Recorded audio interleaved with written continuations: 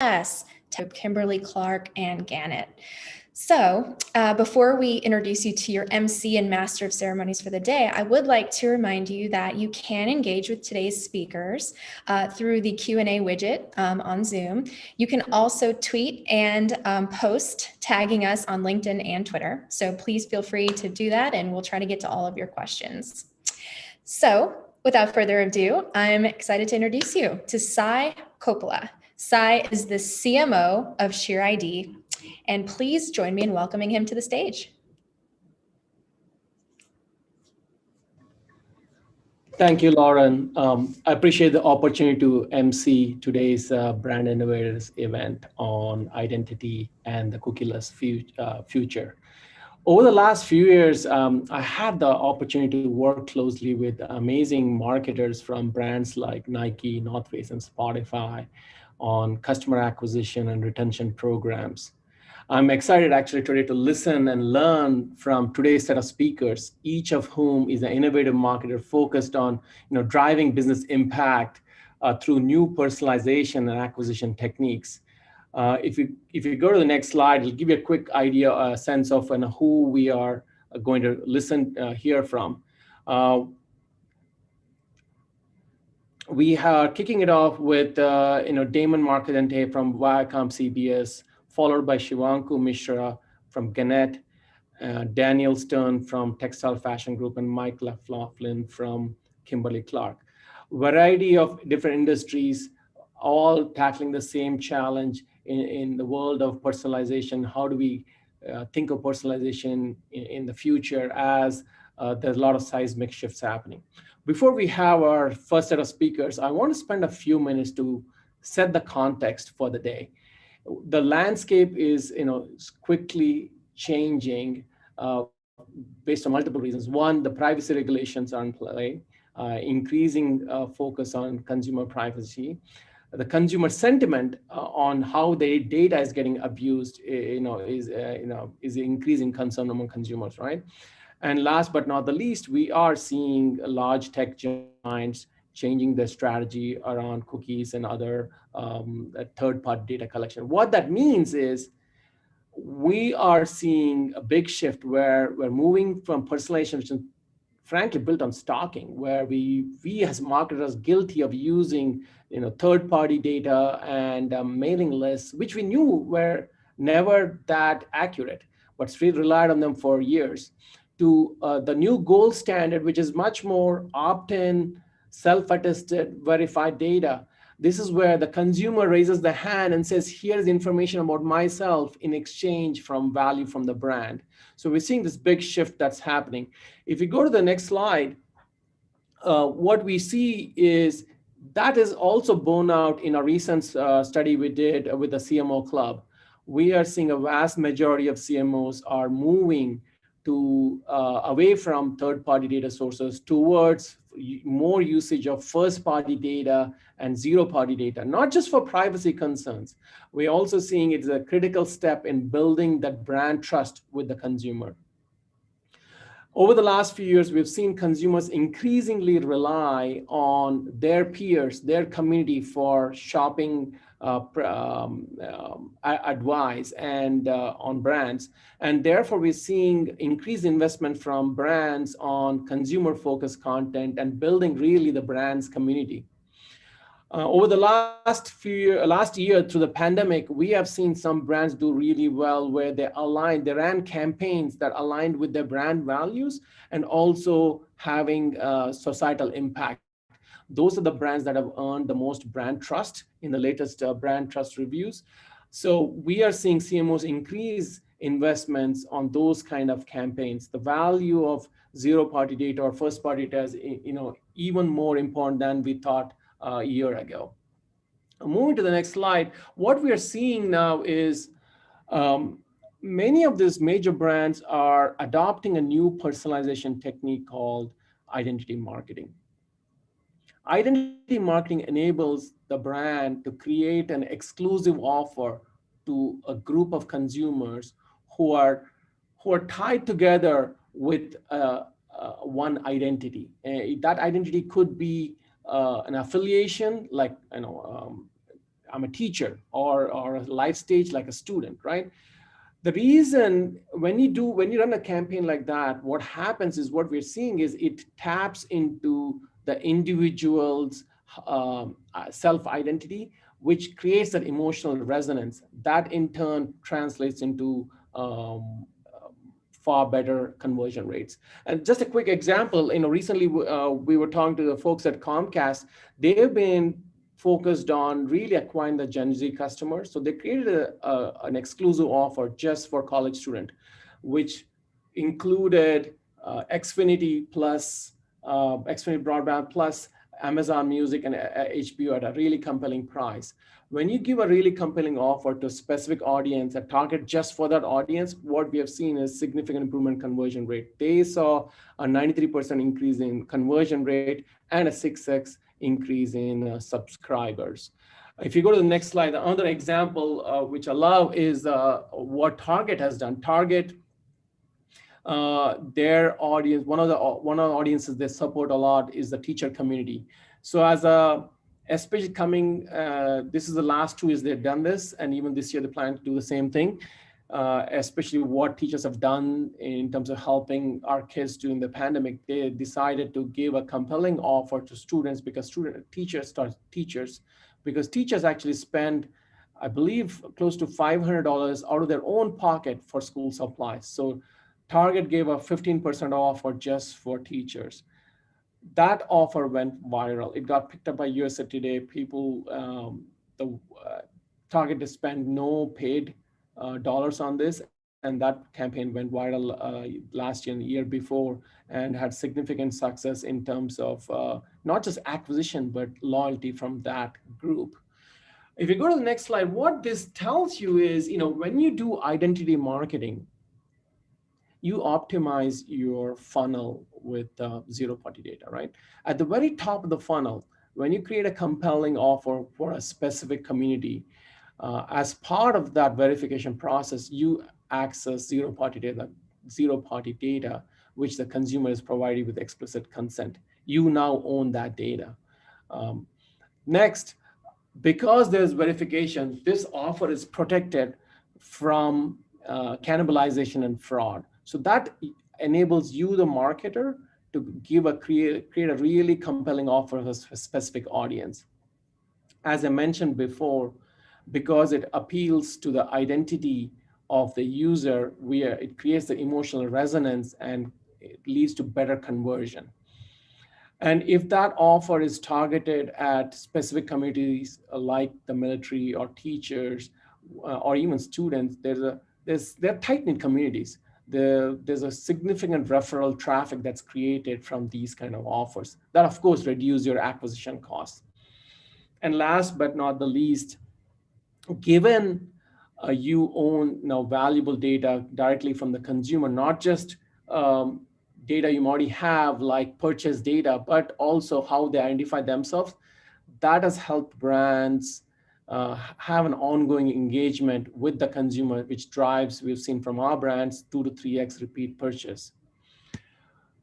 With that, what I would like to do is I would like to have Mark LaFleur and Damon Mercadante join us on stage and discuss the efforts on personalization and what they're doing at Viacom CBS.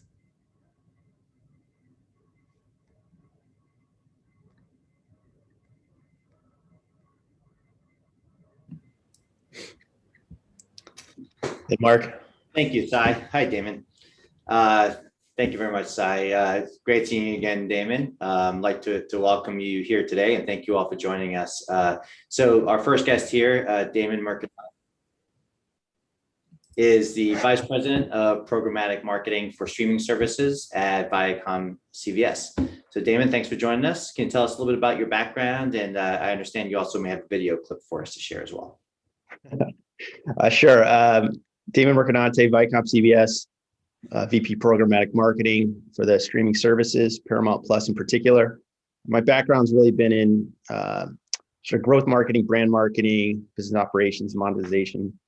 I've worked at big companies like eBay, Viacom CBS, but also startups in the e-commerce space and ad arbitrage business. So pretty good mix of background, and looking forward to the conversation today. Great. And just to give everybody a little background on sort of Paramount Plus, it's a rebrand of CBS All Access. And it was a combination of CBS content and really the addition of Viacom content. So just a quick clip, just a note on our originals. Let's see. Paramount Plus is a mountain of original, bingeable entertainment. This is chilling, unsettling, and brilliant and bonkers. This is a peak TV experience. Originals and exclusives on Paramount Plus. Now streaming. Cool. That work? Very cool. Yes, thank you. Thanks. So, first question I have for you, Damon. Your business is a little bit unique in that you're already operating in large parts in a cookieless environment with televisions and things like that. So maybe could you tell us a little bit about how you're already, working outside of third-party cookies and so forth, and how you go about collecting and managing first-party data in that type of context? Sure. I think what's important for us is thinking about the customer journey. So we look at, building our brand across TV, web, mobile, and we want to present a unique environment and try to identify those users and personalize it for them. So if you think about that, we start with, big efforts in connected TV space. So indeed, we are unique in the fact that we are a streaming service. So, a number of years ago, we had to think about what is life without the cookieless, in a cookieless world. For example, we knew that cookies would get deleted. There's multiple people on the same computer. There's cross-device challenges, but looking in the connected TV space where you're looking at an IP measurement path, we had to think about what can we do with solutions that are out there that don't require first-party data, but given the fact that we do have significant first-party data, how do we leverage that? So, just sort of starting with what is out there today. So in the connected TV space, we're leveraging, whether it's PMP, Open Exchange, just targeting good content, vertical content, such as entertainment, sports, news. But what we're also doing today, and just in the last year, which I think is pretty cool, is looking at some of the TV manufacturers and what are they doing to help us identify what's going on in the connected TV space. So, testing out some solutions with companies like Samsung Ads, Roku, LG is coming out with a similar product. And then, looking at things like the Amazon DSP and what they're doing with their Prime Video offering and how that can help benefit us. So out there in the connected TV space, we're leveraging, in a sense, walled gardens within the connected TV world. In addition, when you look at the sort of web and mobile, the walled gardens already have tons of data, whether it's search, vertical content, affinity groups. So we're leveraging that and thinking about how do we personalize our message and our ads to those users and really build our brand that way. But then when you really look at, I guess, the power of Viacom CBS, it's, what can we do with our first party data? Can we collect data and utilize that? And so what we've done, historically, we've been able to get emails. That's one of the best ways to identify users. And whether it was CBS Sports or CBS News, for example, their March Madness pool or their fantasy football league, or they wanted to log in and watch a particular news brand, that was a way for us to collect emails. So if you take that across all of our CBS and Viacom brands, we really make an effort to develop a relationship with the user and collect information in a privacy forward way, but then allow us to supplement what's in those walled gardens with our own first party data. So in particular, Paramount Plus, we need to register a user, we get their email, and we are able to build solutions with partners like LiveRamp or Kachava to help us combine our data with some of the data in the walled garden world. So that's what we're doing today, and I can get into more detail if you like, but that's really the high level of what we're doing right now. Great. So you mentioned partners a couple of times, and we've heard that, in other venues as well, the importance of partners in kind of this cookieless world, right? So maybe you could shed some light on that. You talked about Samsung and other partners. Maybe you could talk a little bit more about that. Sure. I think, and not just for our offering in the connected TV space, but a number of brand advertisers out there, for example, are doing big brand campaigns on TV, right? So with some of these solutions within the manufacturer space in their own DSP world, you can evaluate with ACR technology, who might have seen a particular ad on a cable show or linear TV. And if you're looking at reach and frequency, you can leverage their technology to target users who perhaps haven't seen your brand campaign at that point through linear TV. Likewise, as everybody knows, there are a number of people who are just ultimately looking at streaming services alone, and maybe they're not seeing any ads on linear TV. So it's a great way to reach that audience in particular, in addition to people who see ads via linear. Does that make sense? Yeah, absolutely. And you mentioned again there, you mentioned a couple of times, being privacy forward. So we've talked to a lot of people about the effectiveness even of third-party cookies that already started to decline anyways. And a lot of that is because, consumer awareness, and you mentioned deleting cookies and people not wanting to be tracked across different websites. But you mentioned privacy a couple of times. So maybe talk about the importance of how privacy plays a role in understanding the unique identity of each of your consumers or potential customers, and how that factors into how you go about what you're doing. Sure. And I think that, if you just look at it from your own consumer perspective, I'm challenged by mobile apps. Let's just say there's a mobile app that I'd never use, but it's tracking me across my entire phone. So I recognize the value of giving people the option to opt out of these different apps, letting them track them when they're not using them. Obviously, at Viacom CBS, we have a very large legal and privacy team. So we need to make sure that we are following all the rules in the market. One of the things that we try to do is look at a partner like, for example, maybe LiveRamp might be a good example, where we're taking our emails that we have, we're putting them into a safe environment. LiveRamp then communicates with some of the publisher partners to help identify users in an aggregate manner that's not identifying their personal data. So that might be a good example of a partner that can communicate to other organizations like Google, for example, to help us, seed our data into their targeting solutions. Great. And Sai earlier mentioned zero-party data and having consumers, opt in explicitly and say, yes, I want to hear more about this. I want you to communicate with me based on, in our context, belonging in a particular group, teachers, students, and so forth.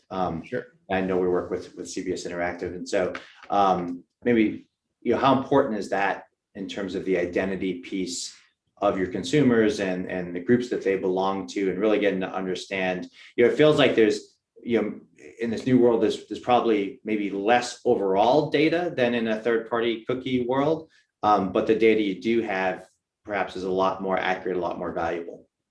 Yeah, absolutely. And I mean, I'll give you two examples, and Share ID kind of falls right into this space. So during the pandemic, it was great for our business in some ways because people were at home and streaming more shows, and at one level that's great. But personally, my wife's a physician, so she was sort of a frontline, very, very high stress environment. And there were some programs that wanted to help support some of the frontline workers, and Share ID was a solution that she could actually go onto a different website and get some offerings. And it was pretty crazy that you guys had set this up so that they knew that she was a physician. So just from a personal note, I thought it was really cool. From a business perspective, it's great for CBS, for Paramount Plus, because we offer a discount for students. And I think at the end of the last presentation, it was noted that, another streaming service does something very similar.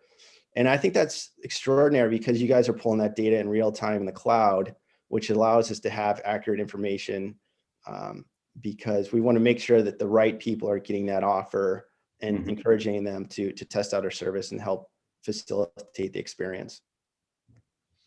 Yeah, it's funny. Again, we've heard from a lot of folks, that synthesizing the data down to really what's important, so you can talk to people, in a way that they want to hear information.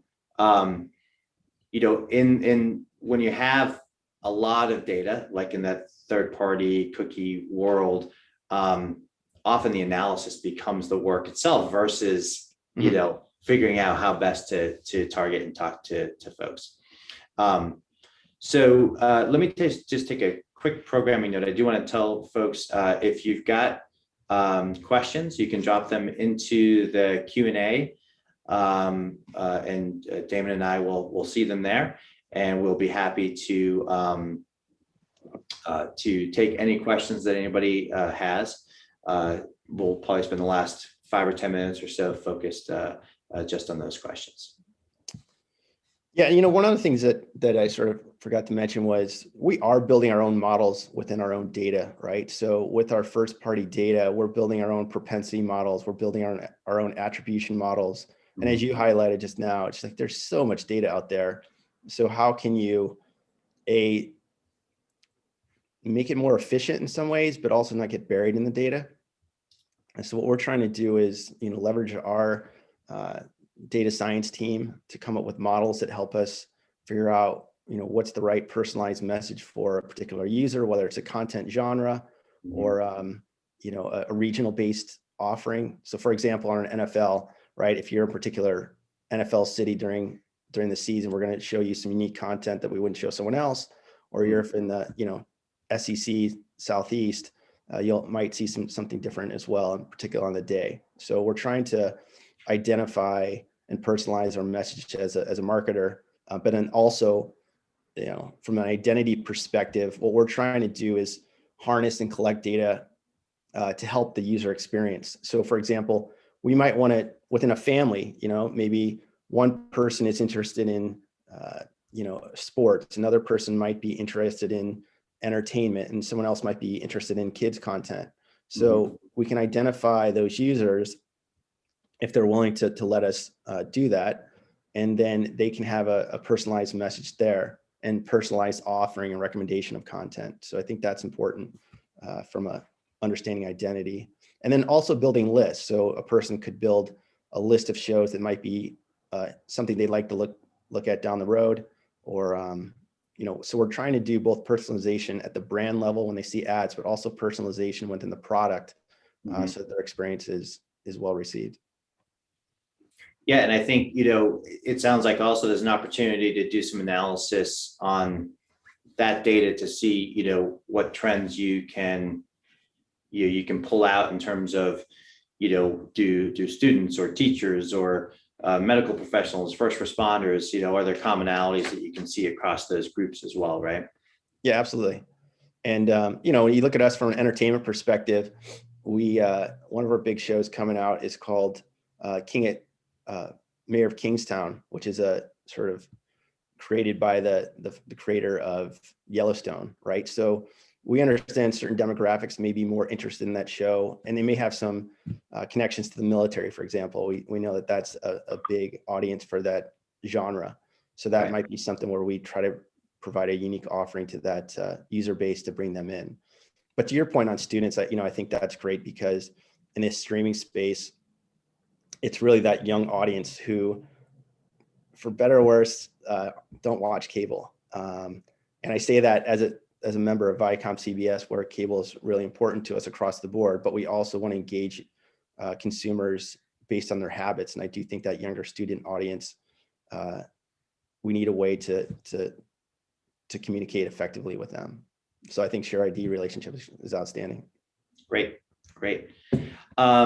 Let's look at a couple of the questions that have come in. One that caught my eye: how do you determine where to spend time on emerging technologies? And I'll even expand that a little bit, just in terms of, how important is it to be kind of consistently evaluating and looking at different new technologies that might be out there? I think anybody who's been in this space knows that the industry changes on a yearly basis, if not every 6 months. One or two challenges that we have is that one, you need to be cutting edge. So yes, indeed, you have to be looking at the latest and greatest technology. You have to anticipate where the market's going. You have to anticipate things like the cookieless world, right? But truly, I think we've all been anticipating this for a few years now.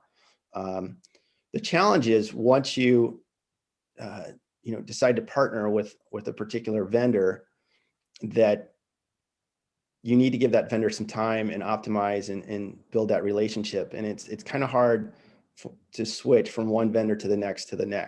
So obviously you're not going to lock yourself in for a lifetime with a vendor, but you also can't work with 3 vendors in the same exact space who do almost the exact same thing. So that's just my personal opinion, but I don't think I'm alone. Right. Yeah. That makes sense. And then, how do you see media partnerships, especially in TV, evolving over the next year or two? That's sort of a broad question, but yeah, maybe you could. I'll just give you an example of how we obviously leverage our relationship with TV, which is Viacom CBS. We obviously have tons of CBS channels, Viacom channels. We're leveraging our learnings and first party, not just data, but sort of analysis on how do we communicate to those consumers. So if it's a Comedy Central user versus a BET consumer versus CBS Sports, or a RuPaul, for example, a reality show like MTV, Real World. So we're trying to bring all that data together from the TV world. We obviously do lots of branding, not just within our own Viacom CBS properties, but we buy throughout the cable world to let people know about our brand. So I don't think it's going to change that much. But we might just also be unique because we're part of that organization. Right. Now I'll take some liberty here and I'll put a couple of questions that came across together and try my best to ask it in a way that makes sense here. There's obviously a ton of competition in the media space, particularly with new and upcoming channels, TikToks of the world and so forth. Plus just competing with, different demographics with esports and online gaming and so forth. How does that impact, clearly brands in terms of where they have to look and choose to put marketing dollars and advertising dollars and things like that? How do you constantly kind of react and adapt in a world where, you could have a huge competitor 6 months from now that you don't quite even know about today, right? So it's a pretty constantly evolving space. How do you look at that? Is it all about staying focused on the content? How do you approach that environment?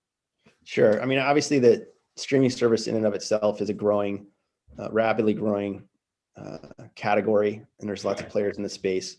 So obviously we want to provide content solutions to consumers, which would draw them in. But I think the bigger question is, you as an advertiser, you have many levers and opportunities to market to consumers, whether it's TV, a classic web, and sort of modern social solutions like TikTok. So we approach it as, given the consumer and the environment that they're in, how do we actually communicate with them effectively? Now, we're lucky from a connected TV space that we have great content that is on a TV screen. And I think, if you have the capability to create video, high quality video, whether you're selling as an e-commerce provider or a content solution, that it's a great way to get their attention. And from a cost perspective, the number of digital channels out there on the programmatic side allow you to do that. So you can target audiences at a pretty cost effective way. And I think it's hard to undersell the value of brand when it's shown on a TV. And I think there was a quote from someone that said 50% of all connected TV is bought programmatically. So even a smaller organization can buy TV if they can create the video. To the bigger question maybe is, TikTok or something like that. Again, it's what's the environment of the user and how do you communicate with them? So one of the things that we do is we build content for TikTok. For example, if you go to TikTok and you look at, I think Paramount Plus, you'll see what is being viewed the most. And for example, one example was SpongeBob, and we were able to, they did some videos of the people's voices, like who are the real people behind the voices of SpongeBob. And that was a big draw. And then iCarly, which was a new show that just came out, had a historical audience in that sort of 20s demographic, and just getting the opportunity to communicate our message to that audience for iCarly was a big success. So I think you have to provide the right content. YouTube, for example, video clips, sort of show clips do well. So even though they're video, you might have something that works well on TV, a different type of video that works well on YouTube, and then an even different sort of truly different video that might work on TikTok. Yeah, so it's really about, and you I think you even mentioned this in your opening comments. I mean, it's really about the user experience and the customer journey, right? It's about meeting them where they are in kind of an omni-channel world, right? Like wherever they are at any given time, which might be different over the course of a day or certainly a week. So it sounds like, I guess I was coming at this question initially more from a competitive or a change management perspective, but it also sounds like this is an exciting time in media in the sense that it's really unleashing a lot of creativity, right? Along the lines of you mentioned the SpongeBob thing, which was pretty cool. I'm already thinking to myself, I'd like to see that. So it sounds like there's a lot of opportunity to unleash some creativity in the space as well. Yeah, absolutely. And I think if you're an optimist, if you're in the entertainment industry, I think you're truly excited about streaming, right? So it's a way to communicate and try out new shows. Obviously, content is very, very expensive to create. I think as an organization, we've had history of building great content, but it's an exciting space because for better or worse, people are at home trying to search for content and entertainment, and they want not just one size fits all, but something unique to their own personality. So it gives everybody an opportunity to provide the content that they think that they can do well to an audience that they think would value it. And hopefully people can find that whether in streaming or online. But I think it's an exciting space if you're in the entertainment world right now. For sure. So another question that just came across, and this similar to what I was going to kind of ask you as a wrap-up question, which is I was going to ask what your predictions are, whether it's for Viacom CBS or streaming or media, in general. What do you see coming that we haven't talked about in the next year or two? But also, one of our attendees asked, do you predict a lot of integrations similar to Yahoo Shops and others, shoppable sites and ads, shoppable articles, TV? We notice a lot of shoppable solutions without shoppers needing to leave the site. So maybe we could talk about that. Do you see that? And then just in general, what kind of predictions or trends do you see coming about in the next year or two? Sure. I mean, that's an interesting one if you look at the e-commerce space. And we even have some e-commerce products for some of the kids' consumer products on Nickelodeon, which I'm not too involved with, but we care about it. But what I found interesting in that space is really and I can't remember the name of the company, but what they're doing is when you get to that transaction that, you no longer really have to, it's not just save my credit card, but it's everything that's already included. Square, I think if you go to a restaurant, they might have my phone number. And so I give them my phone number and it collects the credit card. It has everything in place. So it's just a one click button. You put in your phone number, submit essentially at the restaurant. And I know there are at least one other company, I forget the name of it, that's doing that online with e-commerce, so that they're recognizing your identity across their different network. And so it really helps you, reduce the complexity of just completing that transaction online. So I think, seamlessly simplifying the transaction process will be something that we see more and more. To your other question, sorry, I got excited about that one. No, that's cool. The other question was then just to take that to the next level, just, what else do you see out there that we haven't talked about that you're really excited about, coming down the pike? Yeah, and sorry, and part of that question was maybe like QR codes on the connected TV. And so, is there a way to, even for a streaming service, at the end of the ad or the clip, that one can automatically, show their scan it with their phone, and go and convert. So I see that as continuing on.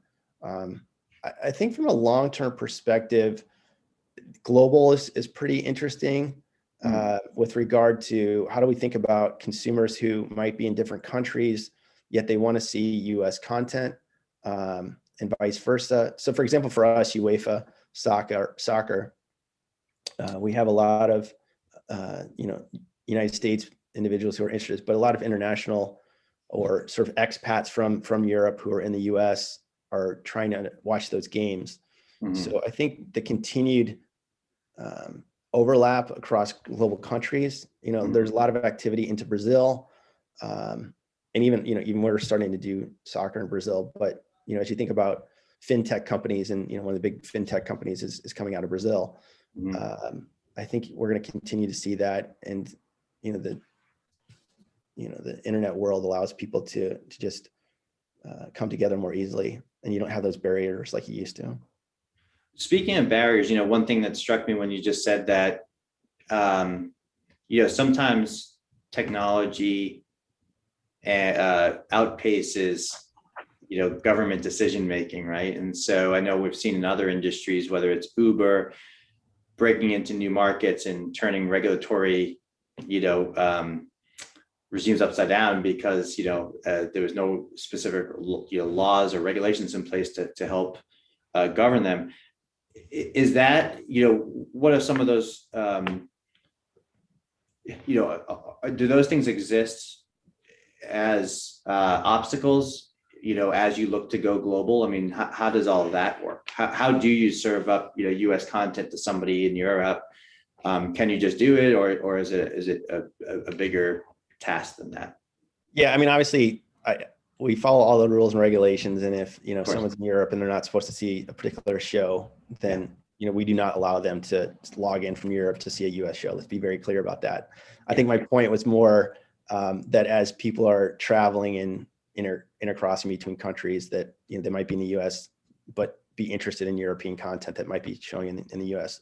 To your bigger question of complexity of how aggressive companies can be about their business models and fine line between legal and illegal. I think every organization is going to take their own approach. We as a larger organization need to be much more careful. I mentioned one, which was just mobile apps early on, that they track you across your phone, even though you're not using the app in particular. That seems like it should or could have been regulated at some point. You mentioned Uber, can they track you, not just, what you're doing to get a ride, but as they track you throughout your city, and maybe at one time had plans to, and maybe they still do, building an ad network around all the data that they're collecting on you, traveling through your city, and whether that's appropriate or not, or is that an extension of what their service is? Maybe it is, maybe it isn't. So I think every organization is going to have to make their own decisions on that. And then, as an advertiser, you need to decide, how comfortable you feel leveraging some of the tools that are out there. And, as an advertiser, you can choose not to use those solutions. And sometimes that says a lot about the brand or not. Right. So kind of on that note, and last question as we wrap up, I mean, it sounds like, I like to think I'm an optimist, like you said, as well. And so I look at it, as we move beyond third-party cookies, most of the folks that we talked to, like yourself, had already really started to move beyond that, because there's opportunities, outside of just that kind of approach, that are many and already being, taken advantage of. And so, is it fair to say, in your perspective, I mean, as we move past third-party cookies and into a cookieless world, that there's probably not, any reason for concern or panic. It's just a natural evolution of kind of where we're all going. Is that fair from your perspective? Yeah, it's natural evolution. I also think there's always going to be some other technology solution to help people get as close to the information as they can without stepping across the line. Mhm. And in some ways, it may help us in that we're not so inundated with data, and that maybe it helps make the opportunities more clear and make our decisions more effective. So as an optimist, I'm not worried about a cookieless world. As a person in the technology space, I think we're going to have unique inventions and business models which help us, communicate with consumers, help us present, in our case, entertainment to consumers. And to your point of fast forward, we still haven't gotten back into the world of a non-COVID world. And, when people are back on their buses, what kind of content are they going to watch on their phone? So, I think that's going to be a big difference in the next couple of years, which is, how do you make sure you have the right content that is, engaging people when they're in different environments outside of their home. Right. Great. Well, Damon, thank you. This was a fantastic conversation. Good luck to your Steelers this fall.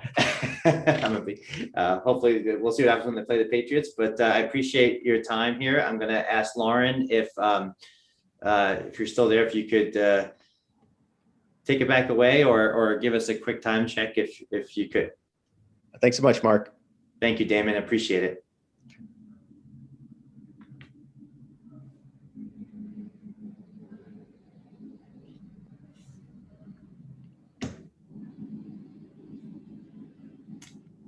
Okay, great. Is Shivanku on?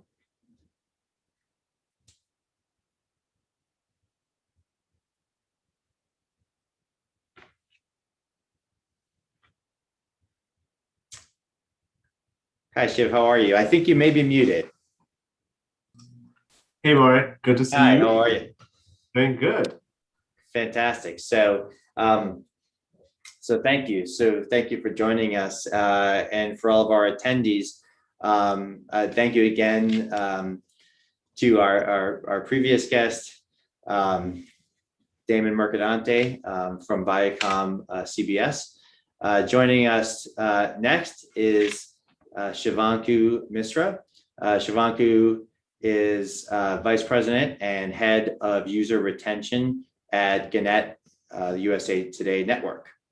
So Shiv, thank you again for joining us. It's a great to see you again. Thank you so much. Thank you so much, Mark. Very, very happy to be here. I am sorry, I did not really have the background that you have. I love it. No problem. But very excited to be here. No problem at all. We appreciate you joining. So Shiv, you have a really interesting background. Can you, maybe we could start, you could tell us a little bit about yourself, how you got to your role at Gannett. Absolutely. So right now, as you mentioned, I am with Gannett, leading their user retention and engagement efforts. I had a very interesting, journey towards this role. So my prior 3 jobs, I've set up data science and analytics functions for companies like Heineken. So I basically a data science function in the US, as well as help build the function globally. Then I went to Hilton, where I led marketing as well as digital analytics for not just the US, but also for Singapore, Asia Pacific and Europe. And then I came to CVS Health. So CVS has this part of their business called as Medicare, very focused on acquisition. So they started scratching the surface on retention, and they wanted someone to kind of come in and set up analytics function for the Medicare retention business. So I did that, and now I'm at Gannett. So Gannett, or USA Today Network, we have a strong legacy of being in the country and being in the news business for over 100 years. So we have a great legacy. We have a lot of awards to our credential. And where we are right now is we are trying to build upon that legacy, but also try and innovate and transform ourselves so that we are prepared to better answer and better address the need of the customer of today and our future customer who might be with us today or who might be coming to us in the future. So as we do that, it is very important for us to kind of tie together the data and analytics, insights, and more importantly, strategy to make sure we are prepared, we are giving to our users what they expect out of us. Before my prior roles, I was with Coca-Cola as a consultant, Dell Computers, and then I was at PayPal. So done a lot of data science and analytics, and heavily focused on their function and use within marketing and digital. So very excited again. Great. Thank you. So when we were talking earlier, we were talking about how the ROI around third-party cookies really has been dropping for quite some time, become less effective even before the industry started making headlines about moving away from them. Can you talk to us about what you have seen there? That's a great question. So absolutely. So what I would like to remind us is, and this is from more than 10 years back, when I was working for companies like Dell Computers, we were still learning a lot about how to use and how to basically target as well as investments using cookies, customers and understand who the exact customer is. But since we did not really have much of it, or at least the knowledge around it, we were using a lot of probabilistic and statistical techniques to try and predict user might be based on what time are they logging in, where are they coming in from, and also, and this information, by the way, you can get from their IP address or from their ISP. So we had that basic information, and then we looked at our own records, meaning our first party records of, okay, so was a purchase, for example, made on Dell.com and somebody bought a laptop. We know who that somebody is because that's our first party data set, and we know that customer of ours. Now we know that that customer shops at, let's say, 11 a.m. in the morning. So if there's another customer that's logging in at 11 a.m. from that zip code, we have a general sense of who that customer might be. So we used to kind of, predict, and then our engagement and targeting efforts around that kind of lookalike customer. Mm-hmm. And then slowly and surely we had more and more information around cookies. And we started learning how to connect the dots. So as I'm sure all of you are aware, cookies on the digital side need to be tied in with some kind of offline. We have this holistic picture of how many touch were had with us. And based on this multi-touch attribution, we should understand, okay, what is the logical flow of chat and touch points? So in that vein, we were in my previous role or previous to previous role at Hilton, we were trying to understand, okay, how do we connect the dots? How do we connect these channels? How do we who the user is? So we were trying to kind of run RFPs, talk to vendors, understanding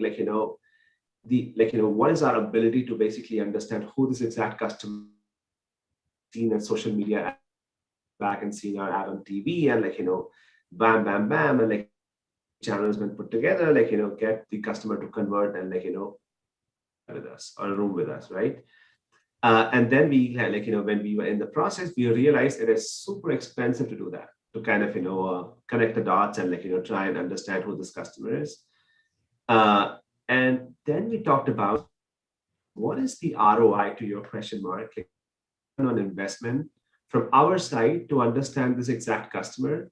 And when I say basically understanding, okay, if you don't really know who the exact customer is, and if you're running your programs with a general idea of who the customer might be, so you are targeting maybe 70 or 75% of the times accurately. Let's say you know who the customer is, and then you start targeting at 95% times accurately. So that 20% delta, is that worth it, right? So, and that's when we realize maybe not, maybe it's too expensive to kind of do it. So maybe let's try and back to probability and and a general federated model to try and understand, like, this cohort behaves in this way. So that's how we should, like, approach our content towards it. So I think it's very important, not just marketeers, for any business role, to make sure, like, we understand, like, are we too worried? Are we, like, getting too distracted by perfection? Like, now that everybody, like, knows, like, or most of us know statistics, most of a model, like, accuracy, it doesn't really mean, like, we don't have to chase a 99% accurate model. Sometimes it is about, like, the instinct, and it's also about timeliness. You can't really wait for, like, let's say even like the cookies were not going away, like, we had everything in the perfect world. Even then, I've seen a lot of companies waste way too much time in, like, perfecting, like, who the exact customer is. And then when you ask them to take a step back and think about all that effort that went into perfecting stuff, like, was it worth it?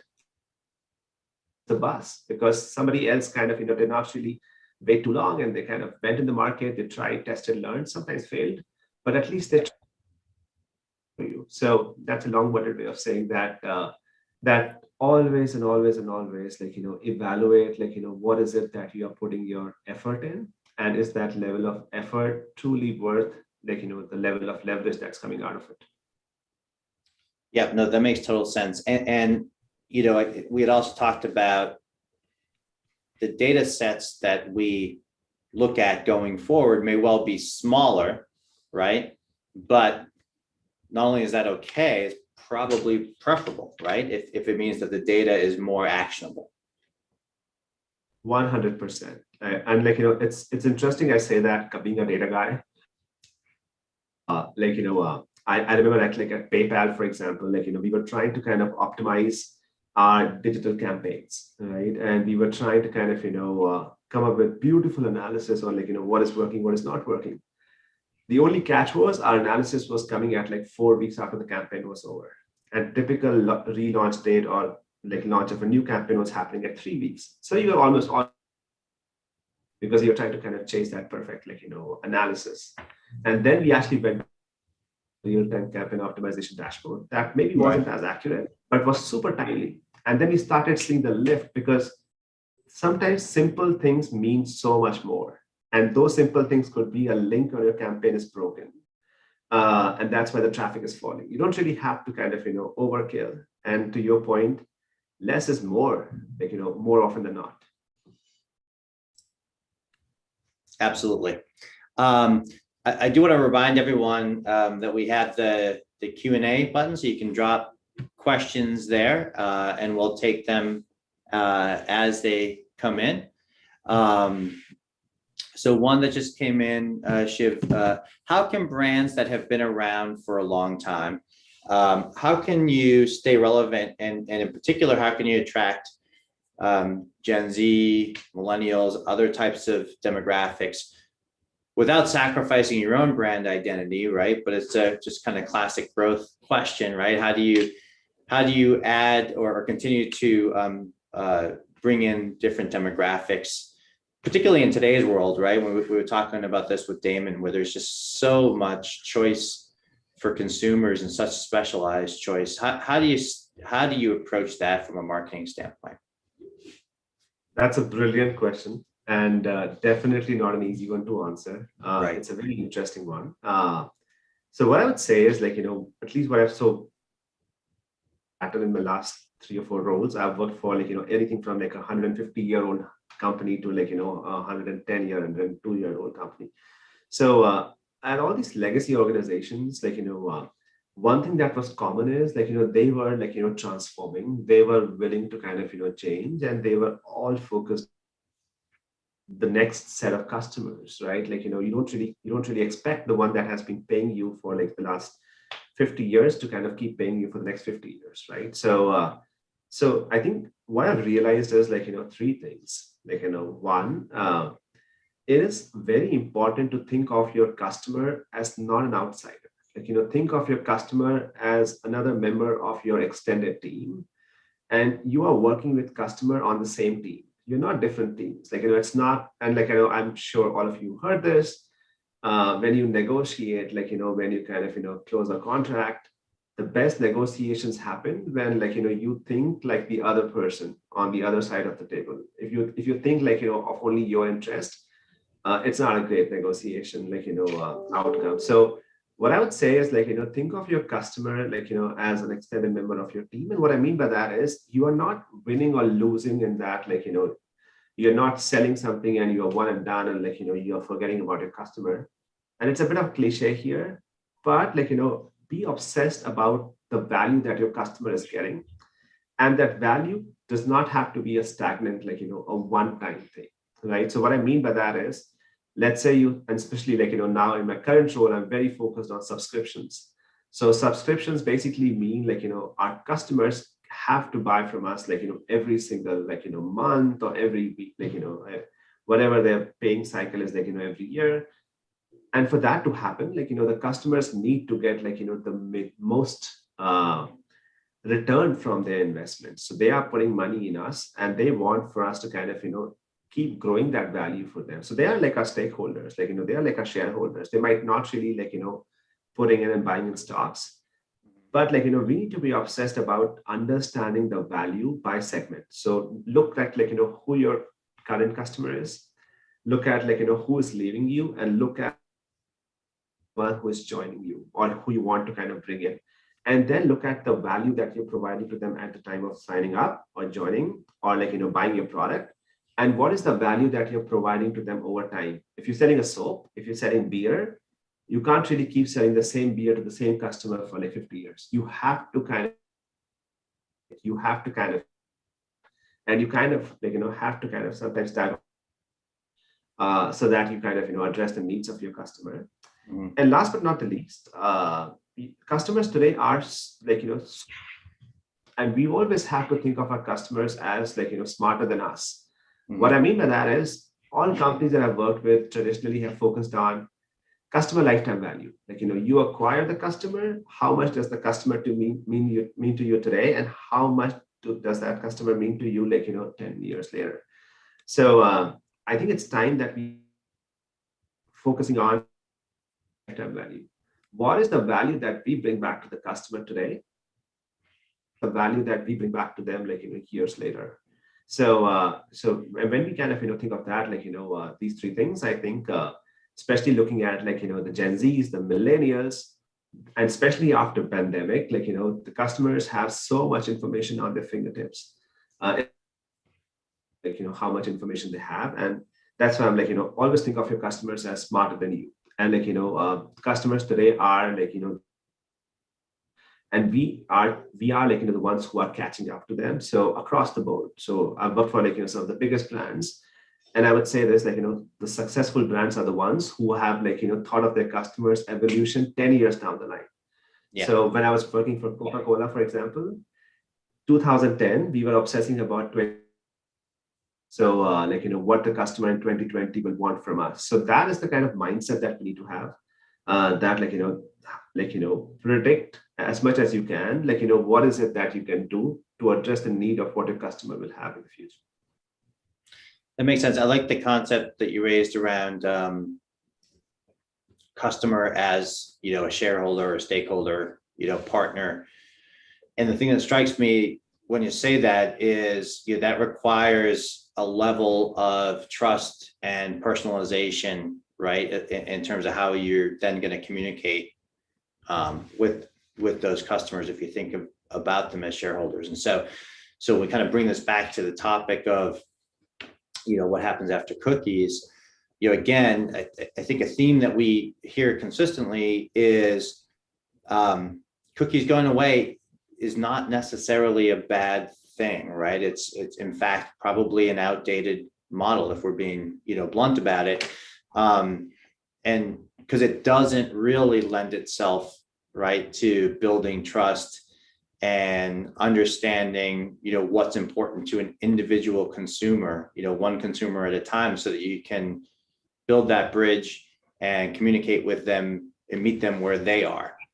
And so maybe first of all, do you agree with that? And if so, how how else do you go about, you got to combine, when we say build trust and speak to people, you have to do that in a way, obviously, that is compliant, that is what the consumer wants and expects from a digital experience, and from a customer experience.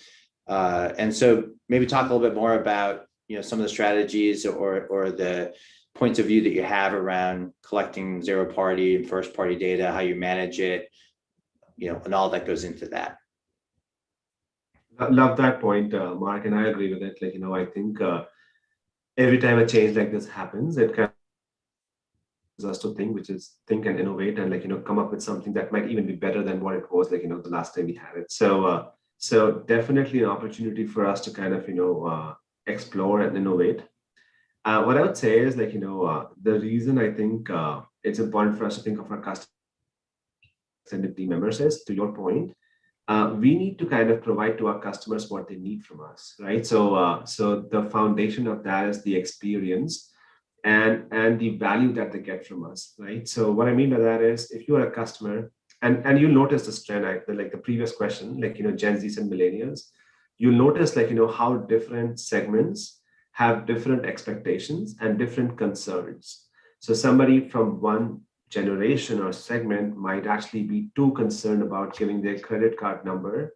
Like my mom, she won't really give it to she won't really give it to a vendor over the phone. I will have some inhibition, but I know my younger cousins, they don't care. They have it stored in their Samsung Pay or Apple Pay, and they just go around and pay from their phone. So we need to understand what is it that the customer is expecting from us, and not all customers are going to kind of opt out of cookies and are going to opt out of tracking. Some actually will still stay in because at the end of the day, all companies are trying to make their experience better. Example is if I'm on Netflix, if I get those suggested movie titles or TV shows, I'm actually happy with it, right? I'm actually I'm actually happy that they are doing that customization for me. A lot of my friends and cousins have their Alexa or Siri or Google Voice on all the time, because they want them to hear them and respond to them whenever they have a question. So I think it's all about understanding what is it that our customers need, and what are they opting in for, and them what they're opting in for. So, for example, I was on a website recently and that said, oh, by the way, better accept cookies. I'm like, okay, I accepted cookies. Next time I go into the website, they forgot all about me. So I'm like, what is the point of accepting cookies or opting in if you're not really personalizing my experience? Right. So I think companies need to be very, very, very conscious of the promise that they're making to their customers.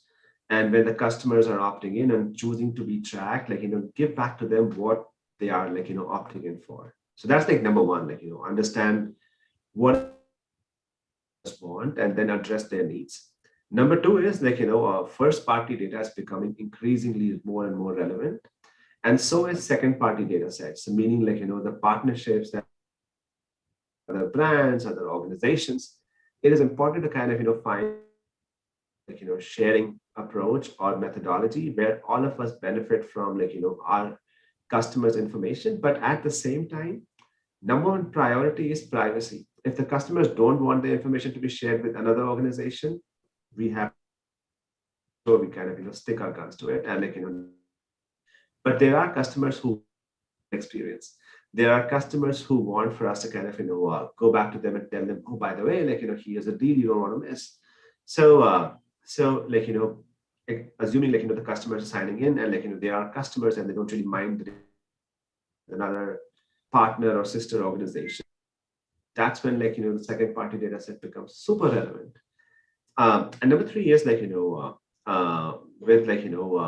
with customers opting out, it is not fair on the part of organizations to kind of not treat them the same way as you will to customers who are opting in for something. So I think we need to respect the fact that our customers have a choice. We need to respect the fact that customers today can experience has to be. At the same time, educate them, right? Educate them the benefits of of being tracked, and change the mindset, right? Like the mindset around ROAS, or return on ad spend, I think has never been good. Like I've always been a champion of return on investment. Think long term, if you're only paying a channel or a media, or looking at your marketing mix optimization, and you're saying that, oh, by the way, the cheaper the cheaper your cost is to acquire a customer, that's the measure of your success based on the last touch. I think that mindset has to go away. The mindset, this is what I did, and this is the value that I created for the organization over the years, right? So I think that is the focus, that I would say, companies should have when it comes to performance-based attribution. So that's really interesting. I mean, I think two things I heard there. One is the whole concept of trust that we've been talking about, and Sai mentioned it in his opening remarks as well. That trust has to be earned, right? So that's the difference, right? In the world that we're going to, it's no longer simply about buying data, right, or paying for access, but it's about also doing the necessary work up front to earn the trust of consumers. And then once you do, the payoff, right, is once you've got that trust, that in and of itself is extremely valuable, right? However, and this is the second part of what I think I heard you said, however, marketers and businesses need to maybe adjust the timelines that they typically apply to doing an ROI kind of analysis, right? It's more of a lifetime value, an evergreen kind of outlook versus a transactional one. Yeah, 100%. And one example is one of our prior companies. I won't name which one, but we were looking at the channels that we put our money in, and performance marketing, being of course forefront, trying to understand this is what we've done, and this is how much money we've spent. And then we went back and we were like, okay, so we might want to do something which is 2 times more, but the ROI is 4 times as much. So when we get too caught up in tracking cookies and paying per click, or paying per call to action, we are trying to kind of narrow down the entire value to that one moment. But I think value for the stakeholders, for the organization, for our customers is created as a partnership over several months, several years. Yeah, absolutely. Right. Look at the long term. And that's important, obviously, for Gannett, right? As you continue to evolve your business model, maybe you could talk a little bit about that. Definitely. So as I'm sure you guys have read and seen, Gannett as an organization, we are a subscription-led organization. So we are trying to make sure that we are out there providing content across digital, e-edition, and print. And especially on the digital side, we are trying to make sure that we are giving to our customers what they need from us. And one example of that is right now. So again, personalization is the key. Right now, we allow for our users to follow topics, and then we kind of show them news relevant to that topic as they've followed.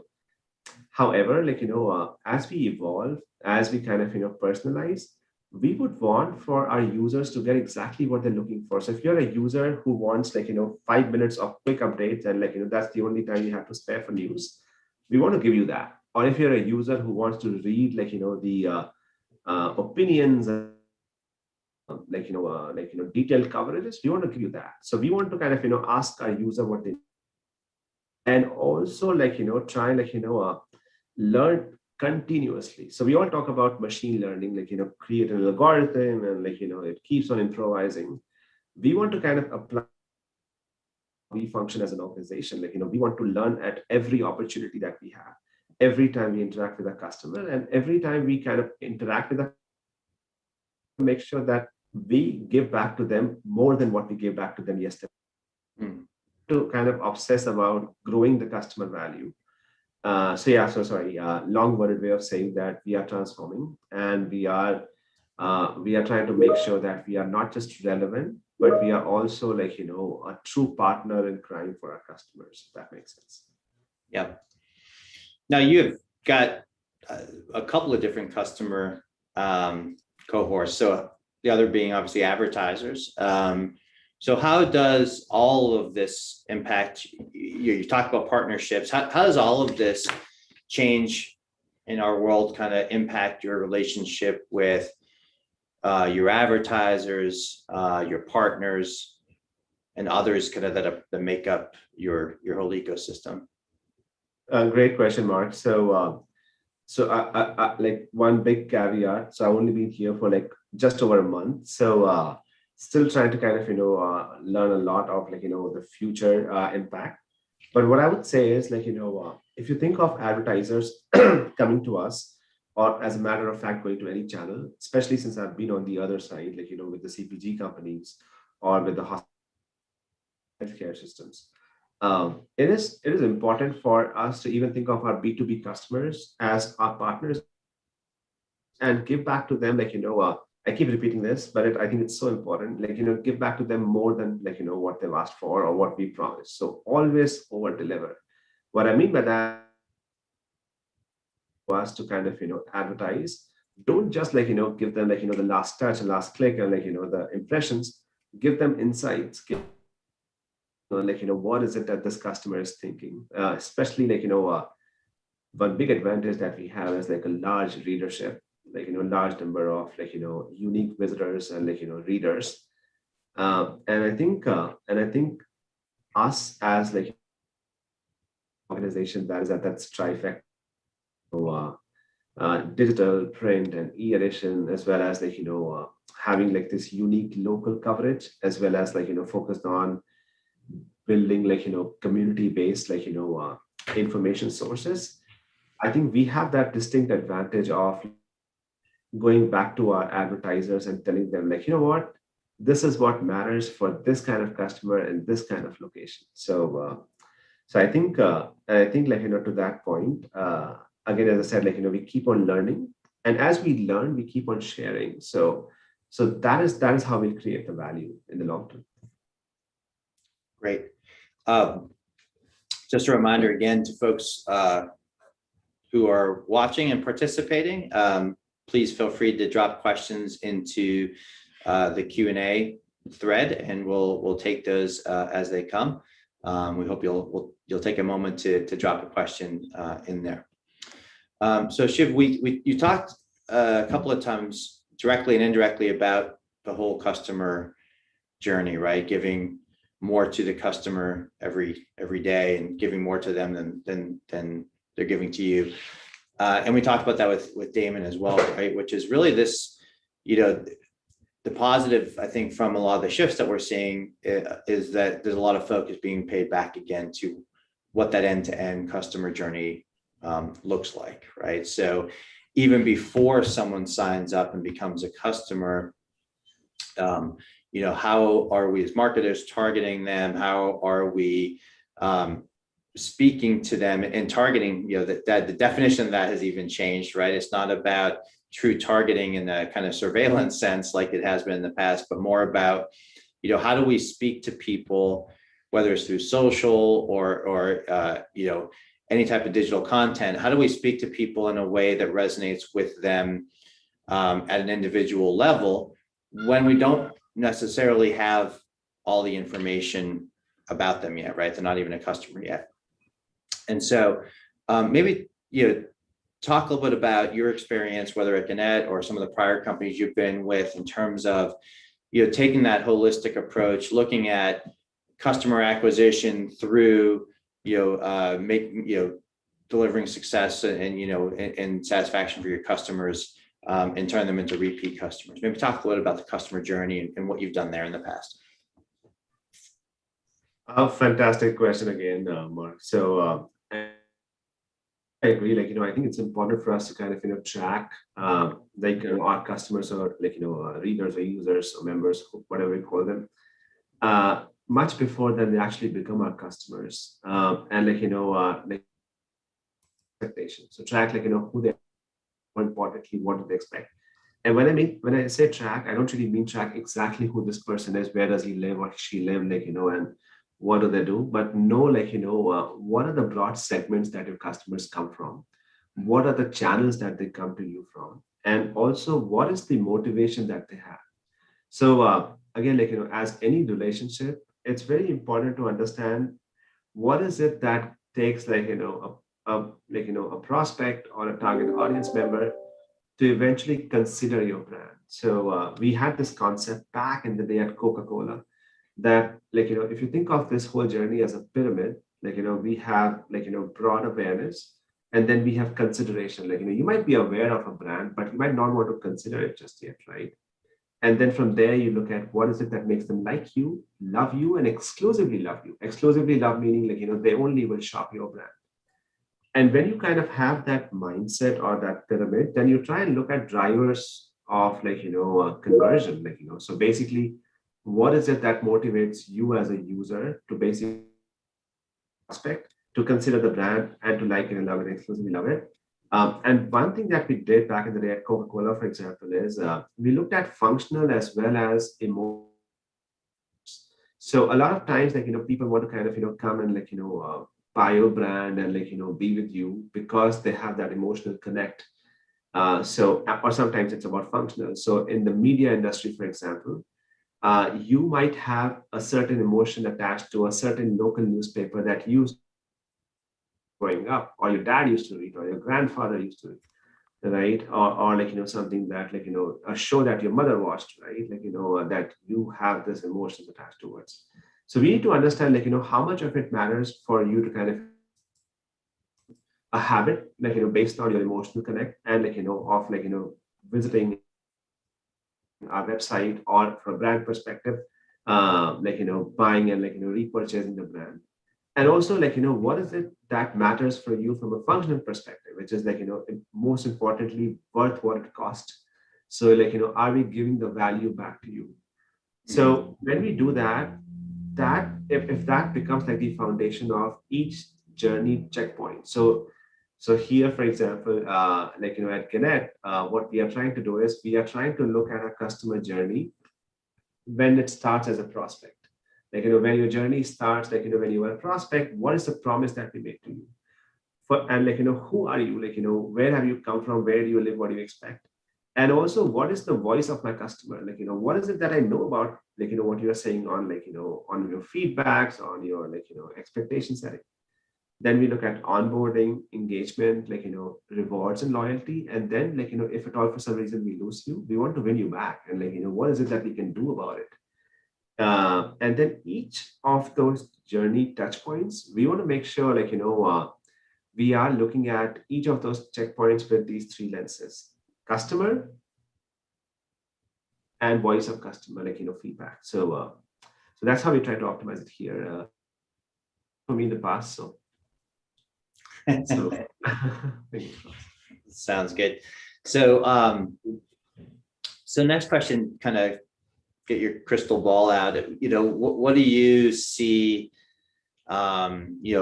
that the next year or two holds in terms of maybe trends that people aren't talking about yet, right? I think a lot of what we talked about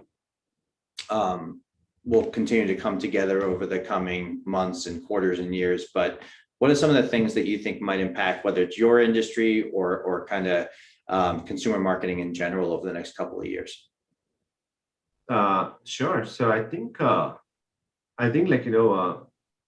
maybe two or three trends that I can think of.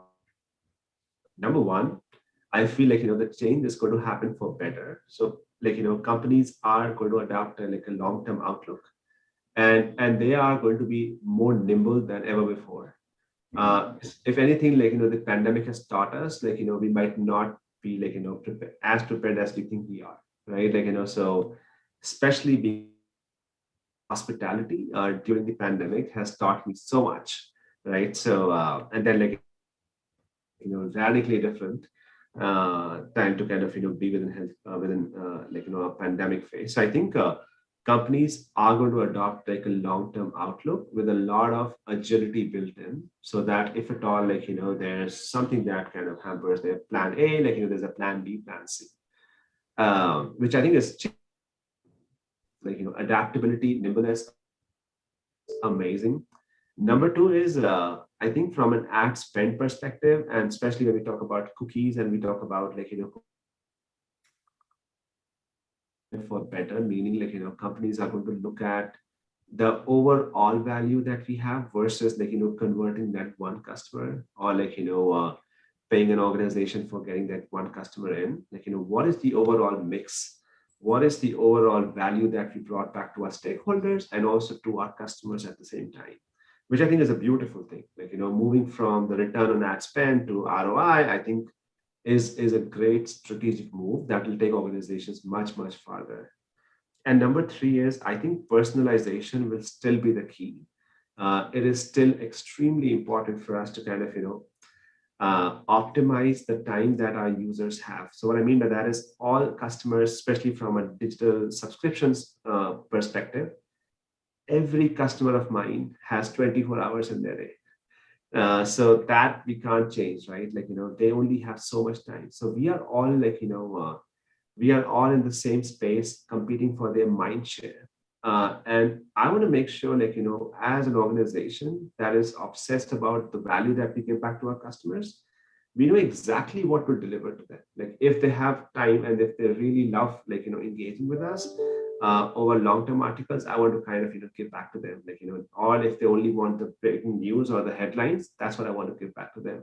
But I think number three is like, leveraging the first party data set, leveraging the trust that customers have shown in us and like, built with us, and leveraging like the whole concept around treating your customer as your extended team member, as your shareholder, leveraging that to basically design custom experiences for your customer. Like, if they're opting in, reward them for opting in, like, give them like, that experience that they deserve because their cookie is being tracked.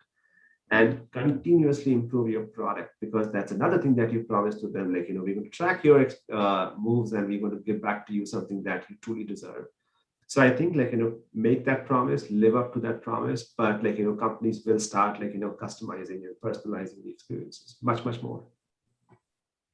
Yeah. So, based on that, I mean, this really goes beyond just, what the marketing strategies are, right? It's really the organization as a whole, what the outlook is on the customer journey, right? Because you talked about the product has to continually get better.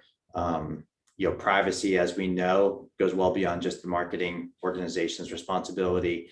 So really, this part of the conversation started with me asking you about, what you see coming in the next year or two. And it really sounds like a lot of it is going back to, I shouldn't say going back to, maybe never left entirely, but certainly increasing again focus on long-term, sustainable, customer first, quality first kind of outlook, versus short-term only short-term transactional, right? Yeah, no, absolutely. And I think at times, like, we get too lost in terms of like, delivering those financial numbers and like, the gains. And the easy way out, I say that because I've been on both sides, is looking at what you see immediately. Like, what is it that you've seen last month, last 2 months back?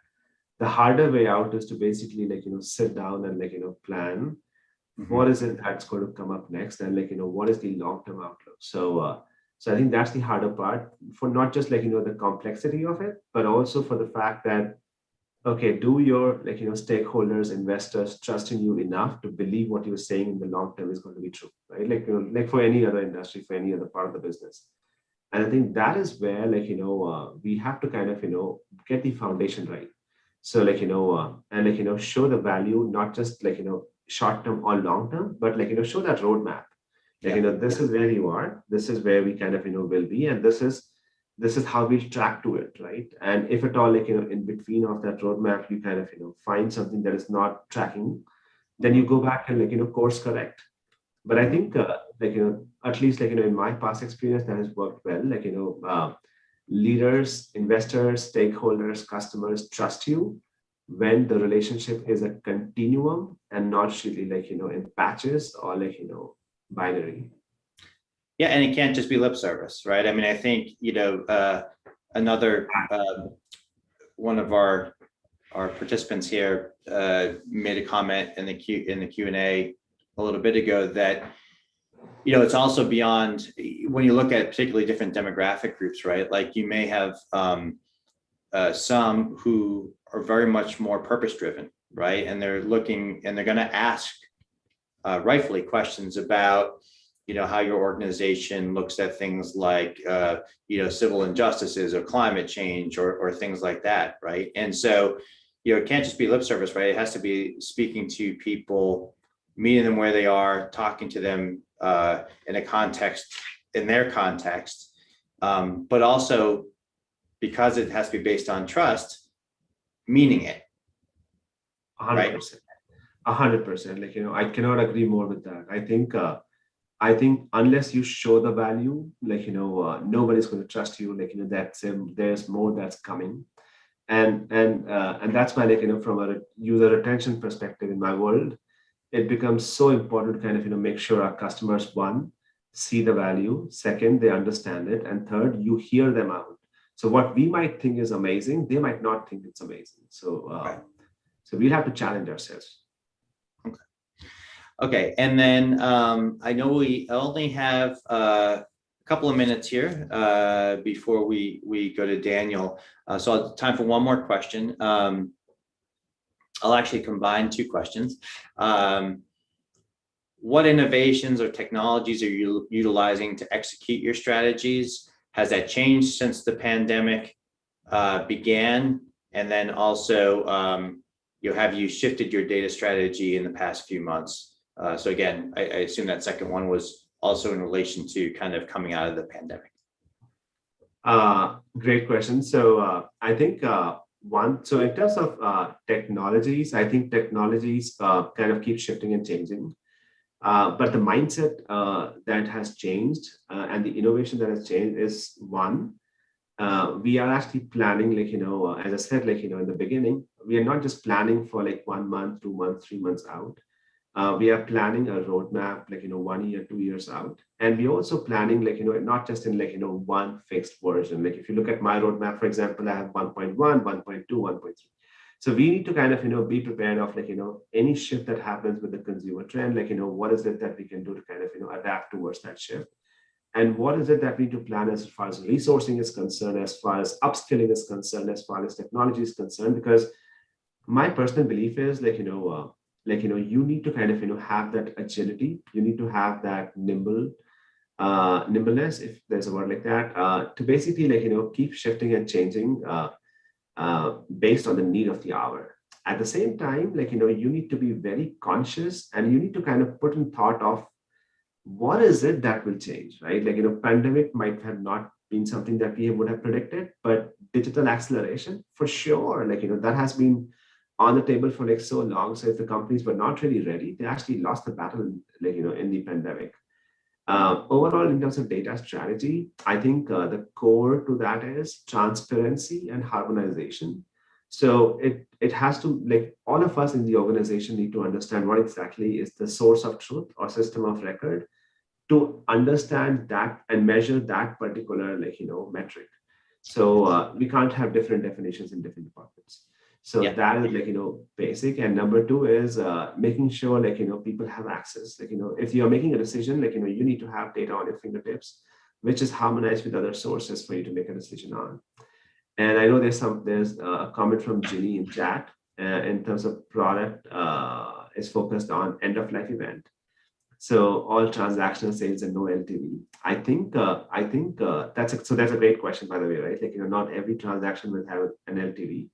But what I would say is there might not be an LTV for that particular product or service that you're selling. But think of this, everything that you kind of do with your customer, every moment that you have with them, think of that as a relationship. So you might only have one product or service to sell to them, as that endpoint in that instance. But once you interact with that customer, that starts a relationship. And that can actually go far when you have to cross-sell or upsell. Or even if you don't sell, you still can keep having that customer provide feedback to you. So I would actually say that every transaction, every interaction that you have with the customer is super valuable. So try and learn as much as you can. So from all of those interactions. Perfect. Well, Shiv, thank you so much. This has been a fantastic conversation. It's always a pleasure speaking with you. Thank you so much for your time. We are at time. And so we will be going on to our next session. But thank you so much, Shiv. Really appreciate it. Have a great day. You as well, Mark. Thanks. Thank you. All right. Hey, this is Ryan with Brand Innovators here. Mark and Shiv, thank you for that amazing conversation. And somehow we're just rolling right through our day right now. And would love, Mark, to turn things over to you. But first, would love to introduce Daniel Stern, who's the Senior Director of Media Measurement at Textile Fashion Group. Gentlemen, I will turn our virtual stage over to the two of you now. Fantastic. Thank you. Appreciate it. Hi, Daniel. Good seeing you again. Oh, I think you might be on mute. I was on mute. Classic. So thank you. It's great seeing you again. For all of our participants, Daniel Stern is Senior Director of Media Measurement at Textile Fashion Group. So Daniel, you have a really interesting background coming from a data science background, but maybe you could tell us about your background, tell us a little bit about Textile Fashion Group. Sure. So I had a few startups, and that's where I got into data science. And then I was a member of 2Nil, where I worked on media measurement and other data science projects to really explore lift and attribution work for television. And then I got into, again, more analytics and attribution at Ticketmaster. In between those two, I actually did some consulting. And now I've found myself working at Textile, where we do optimization and attribution for a whole host of different brands. That includes, I can remember them all off the top of my head. We have Fabletics, we have Savage X Fenty, Just Fab, Shoe Dazzle, and Fab Kids. They're both in the US and international. Great brands to be with, and I appreciate you having me on to talk about them. Yeah, thank you. So we were actually talking before, and you had said you're not perhaps as concerned about the move to kind of this cookieless world for a lot of different reasons. And so I'd love to kind of jump right into that and let you kind of take that whole topic on of kind of, why doesn't this maybe concern you as some others? Yeah, that's right. So I believe that we're actually in a really good position moving forward, because while Pixels have been very supportive of the industry, what we're able to do is use more of a probabilistic methodology to inform our strategies. And these methodologies have been around since, well, they've been really well understood since the 60s, but we've had regressions for top-down models since that was first really well understood in the 1800s. And we've gotten a really strong, well-structured statistical understanding of them in the 1900s. And now with machine learning, we can really rapidly deploy analytics against our media spend in really fast iterations. So we're in a position where we're really not in a need, we don't need to worry about not having our pixels anymore. So there are some trade-offs though. So pixels were giving us a day-over-day perspective on our media spend and its relative efficiency. However, our view of the value driven by media from pixels is it sort of doesn't have its own baseline of relative value, which is much less. It's hard to have an understanding of how you should be relatively distributing your spend from one channel to another. The value of having these probabilistic models is it allows us to understand how we should be relatively distributing our spend. So ultimately, I think this is actually more valuable, these methodologies that we should be moving towards. Great. Now, so, I think we've heard two things pretty consistently with everyone we've talked to. One is you may get less data less frequently, right? Mm-hmm. But that's okay. So I think the analogy we may have talked about was day trading before, but you get less information less frequently, but it's better information and more rich and actionable. So, is that a fair way to put it? Yeah, I'd like to think of it as day trading versus swing trading or intraday trading. We've had a tendency to really be pulling the levers whenever possible. But what we're going to be doing instead is we're going to be looking from a broader perspective, and we're going to be making decisions based on, instead of what's yielding us the best results today or tomorrow, we're going to be looking at what has the greatest value based on carryover and is leading to long-term returns. And that also goes back to the difference between a pixel, which looks at value in 1 day or 3 days or 7 days, possibly 28. But the difference between that and a top-down model, which really looks at long-term yield to your brand. And how critical is zero-party data and first-party data? The ability to collect it, the ability to manage it. How critical is that to that shift from kind of day trading to kind of long-term investing?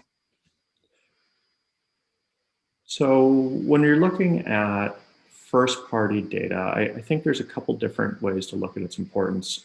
First-party data is going to be important if you want to have a customized user experience. And I think that's actually a great transition to value that something like Sheer ID allows you to make it so that you're providing very great experience when somebody lands on your site, and you can ensure that you're getting customized offerings or discounts for somebody. But then there's another side of first-party data, which is for the company that's actually running the ads for you. And there's an arms race for each of these different channels to be the most efficient. And I think we're moving in a direction where, since we're not, as a brand, on the brand side, I'm thinking, okay, I'm not going to be pulling these levers every day. I'm just going to be evaluating the efficiency of each of these channels. And the first party data, if I'm not worried about what happens once they come on my site, which is important too, but as a marketer, I'm thinking about the efficiency of the channel. So that first party data is on them to handle that. And then I get more focused on the attribution process. And within the attribution process, I need to determine who is actually generating the value. And then it becomes a matter of redistributing spend on a intraday basis or on a larger scale across the most efficient channels. And then how does, on the attribution side, the value of that first party data, has its own kind of value profile, right? In terms of either the attribution is yourself, right? Sure. And you have a little bit more control over that versus a third party, even beyond cookies. So let's see. I think you're thinking about like, how does first party data play into the attribution process here? Right. So it really depends on the type of attribution model that you're running. So if we do have first party data, we could run a sequential model. which get a little technical. That could be a Markov chain or it could be a Shapley model. But as we have less first-party data, then it makes it more difficult for us to make those sequential models. And we end up needing to build more probabilistic models, which are those models that are more like top-down. We can also be doing geo-testing models, which really lets us reserve certain parts of the market and say, well, we're going to run a PSA ad, or we're going to be holding out that region, or we could do be dark in a region for a certain period of time, or everywhere for a period of time. And it lets us do lift studies. But these are all different ways of running probabilistic analyses to understand the impact of a channel on the overall brand. We have a pretty big group of participants today, and I know with a diverse set of backgrounds. And so I think, there's probably some folks who would love to go in or hear maybe some of the technical side as well. So maybe we could spend a few minutes talking about some of those examples of the probability models that you use and how you use them, and kind of what you look for as you're building those models out. So maybe give us some sense. It's probably okay if we go a little bit into the technical side of things as we do that. Sure. I can give a few hacks to get people off in the right direction.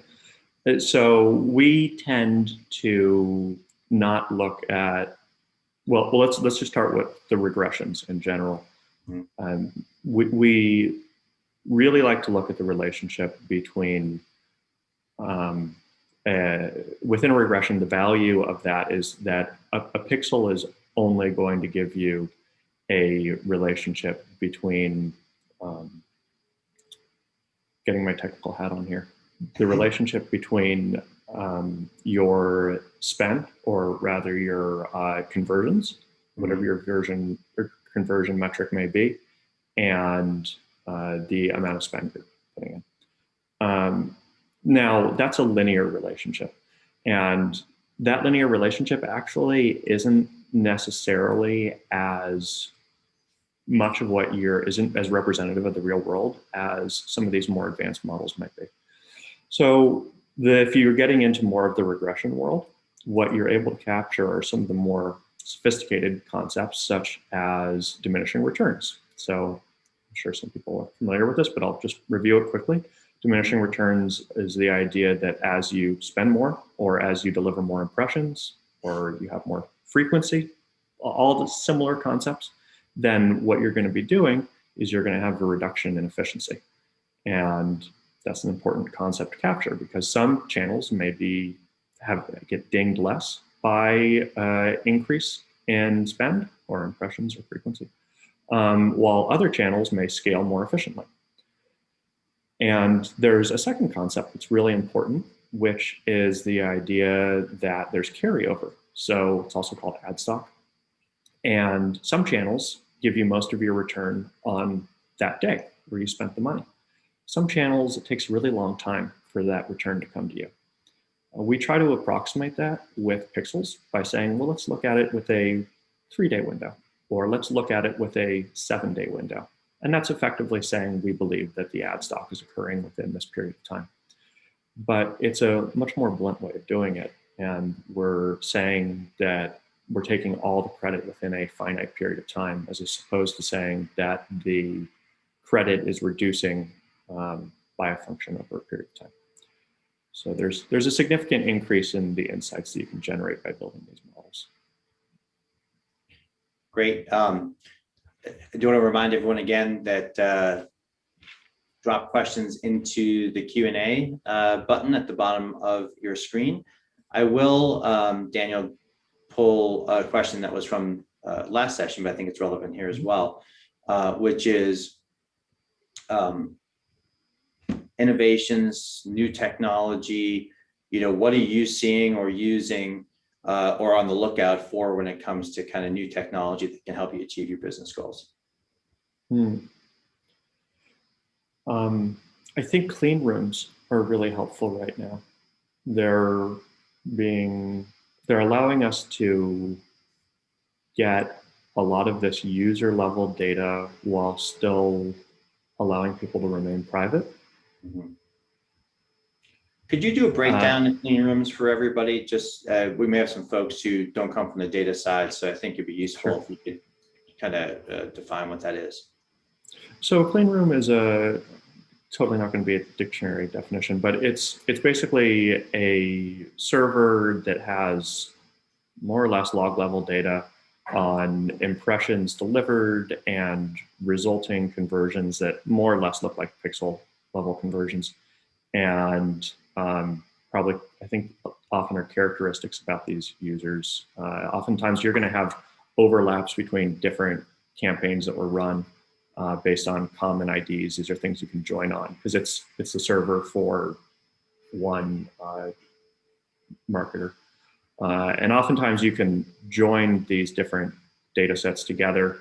But the thing is that you're never able to actually see the ID of the individual that this was served to, the ad was served to. When you run a query against this, it's always required to be aggregated to a certain level. You usually have to see aggregated to 100 users or more. It's typical. So it's very obscured, the data that you're looking at. And in terms of platforms that you run this on, are there off-the-shelf tools? Do you typically build your own for this purpose? We're always connecting through our own. There are services that are being developed that allow you to have that pre-developed. I was in a chat recently through Brand Innovators which is hosted by Habu. Might be mispronouncing that, but they actually build a clean room solution, which might accelerate people into there. Great. Now, just in terms of the past few months, I mean, so obviously in your industry, the pandemic, like with most industries, had a pretty huge impact. Have you been shifting strategies, particularly in the last couple of months as things get back to normal? How has that impacted your business, or had you started that process, some time ago? Well, we're still remote. So that's definitely an important aspect. I think the most important factor is just how people are responding to being in a post-COVID environment. And I think every business is responding differently to that. And I think it's sort of important to be able to understand within your style of marketing, are we doing better because of the choices we are making within our marketing team? Or are we doing better or worse? Whatever you might be seeing, is that because of the economy? And often that's very difficult to tell. Some of these other modeling techniques, or whether you're running a model or whether you're running market tests like geotests, those all help you to understand whether it's due to your own behavior or whether it's due to marketing or market conditions. Right. Now, as a data guy, as a data scientist, how do you feel about this whole idea that there's less data potentially, going forward, but it's a different kind of data, right? It's a different signal, hopefully different signal to noise kind of ratio. But how do you feel about you having less data, probably having to do some work up front, to get to a consumer in terms of building the trust and things that we've talked about, but maybe having a better data set at the end of that? I mean, is that the way you see it? So there are tools that are helping us to have better impression data, which is great, especially when you're going to be building these types of regression models. But generally speaking, the methodologies are more or less the same since we've had historically. There's just a little bit more data science tools that we have, which are more or less in the same position.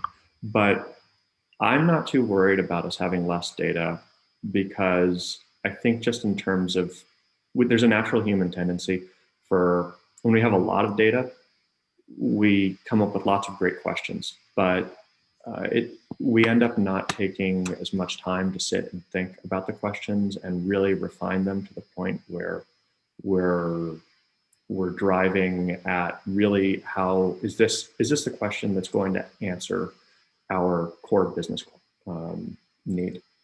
And I think that oftentimes by having less data, it makes us be a bit more clever. And honestly, I'm often okay with having less data. Right. Now, if you looked out ahead, the next year or two, particularly on the data side, as you mentioned, a lot of the methodologies will probably stay consistent, but maybe the context within which that you apply those methodologies, there's always change. What are you seeing in your space, or what are you maybe preparing for, predicting, anticipating over the next year or two? Are we going to be continuing to deal with the post-pandemic changes in the retail environment for the foreseeable future, or what other types of big kind of macro things do you think you're going to have to adapt to as you look at the business? I think there's going to be an continued increase rather, in competition for the digital media space, which makes sense because brick and mortar was hit really hard during the pandemic, and it sort of accelerated the move to online, and it was already happening. And that investment occurred for a lot of big organizations, and it's not an investment that was going to get reversed. And also habits were shifted for a lot of consumers. So we just bumped a few years forward. But then, of course, also the shifts in just data availability, which we've been discussing. Right. And you think from a data availability perspective, how much have you seen where the privacy, environment where we have, laws like in California that have been on the books now for a little bit, but just starting to come into effect. There's new laws in California coming out. There's new laws in different states, potentially a federal law at some point. How does that all impact what you do? Well, it's caused us to need to significantly invest in complying with privacy regulations, but also ensuring that we have not only like infrastructure, but also have it so that, like on the data management side, but also have it so that users are able to understand what their rights are and are able to access the tools to actually remove their data when they want, and tune up and down the how we manage it. Right. Now, and how about, are you seeing also, I know with a lot of our retail customers, you talked about the pandemic accelerating things that maybe were already underway, or at least certainly on the radar. And that's true not only in our workplaces, but even how customers interact with retail companies, right? So not just in store, but really the omni-channel, right? In store, online, the merging of online and in store, buy online, pick up in store, things like that. Has that also been accelerated?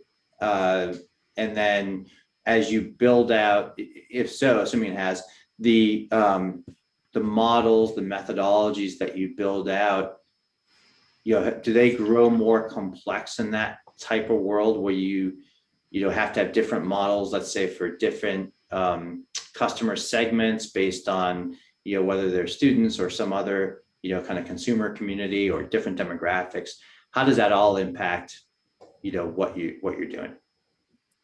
It's interesting. We tend not to go down that path of complexity, although I can tell you that when we do build a marketing model, it ends up being more of an economic model to explain the drivers of our conversions. Mm-hmm. And that economic model is really trying to say what are all of the things that end up causing a conversion to happen. And we want to have a full understanding of that process. So it really can be different, and it will be different for the different types of demographic groups that you're looking at. Mm-hmm. We look at our brick and mortar stores and our online together at the moment, but as those two grow, that could of course be looked at differently. Completely reasonable, because your causes for conversion are going to be different. It's just at the moment our web traffic is such a dominant portion of our business.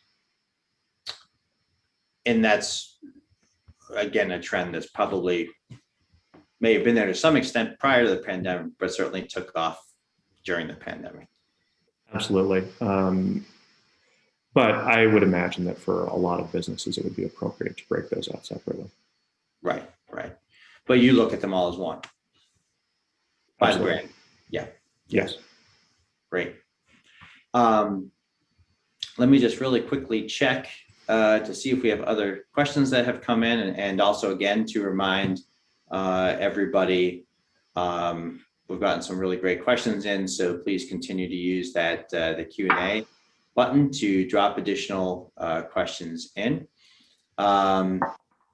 And so here's one around leveraging, and Daniel, this might be outside of your specific kind of realm, but well, I guess not from a measurement standpoint, but when you look at maybe newer channels for advertising, social media or things like TikTok, are you leveraging those types of channels, and how do you measure the impact of those? Do you use the same kind of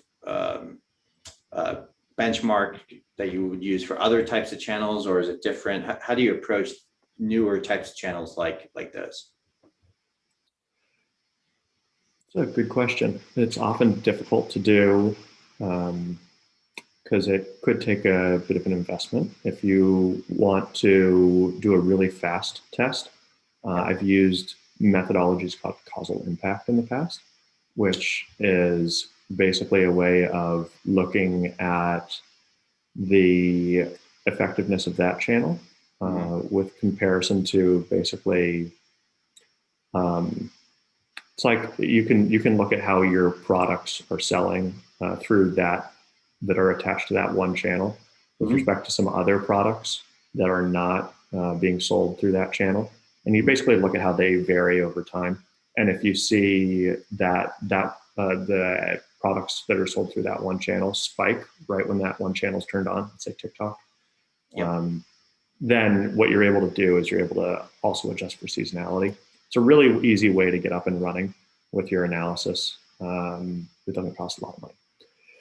There's also the more scaled way, which would be using geotesting. That'll cost like $100,000 to do a test that way. Or you can build those regression models that I was talking about, but that requires you looking at your entire brand all at once. And that requires a lot more time. So a geotest would take about, that would take about 30 days, and a top-down model would take you about 6 months to collect that much data. So there are all different ways of collecting what you need to roll into a new channel. Now, our last speaker, Shiv, was talking about how he felt like one of the positive impacts of, kind of this current evolution that we're going through is perhaps companies looking at things in a more longer term perspective, less transactional, more long term, and taking that view from your own ROI perspective, right, where you're putting money. And we talked about that at the beginning, obviously with respect to the analogy, which I love, by the way, of day trading versus kind of long term investing. So the question I have is kind of taking that one to the next step. Do you think that's a trend that's durable, that's here to stay? Do you think, from where you sit, as far as, how companies and organizations are managed, do you think that that's something that's going to be a trend now that's here to stay for a while? I think it will be a transition to the intraday trading level. I don't imagine that most companies would shift to the long-term, like yearly transaction trading. But it really depends on the business specifically, and it depends on the mindset of the leadership. Right. Well, and to your point as well, a lot of companies, retail, especially there's seasonality, right? There's lots of different things, right? I mean, how we all look at our businesses differs at different points in time. Yeah. So, I think, as you mentioned, you've been kind of a lot of different, you've had a lot of unique backgrounds and startup and things like that. What do you see? There's certainly some things I assume that are unique to retail.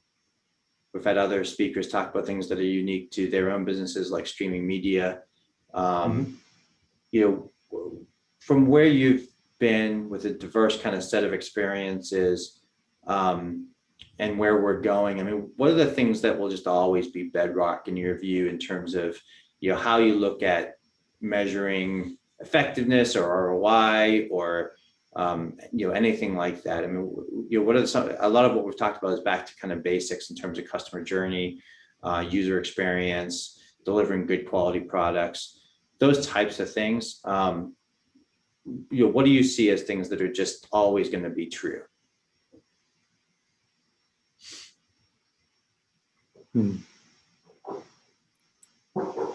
Well, I think we want to be able to figure out how to deliver the greatest value to a customer, probably most efficiently.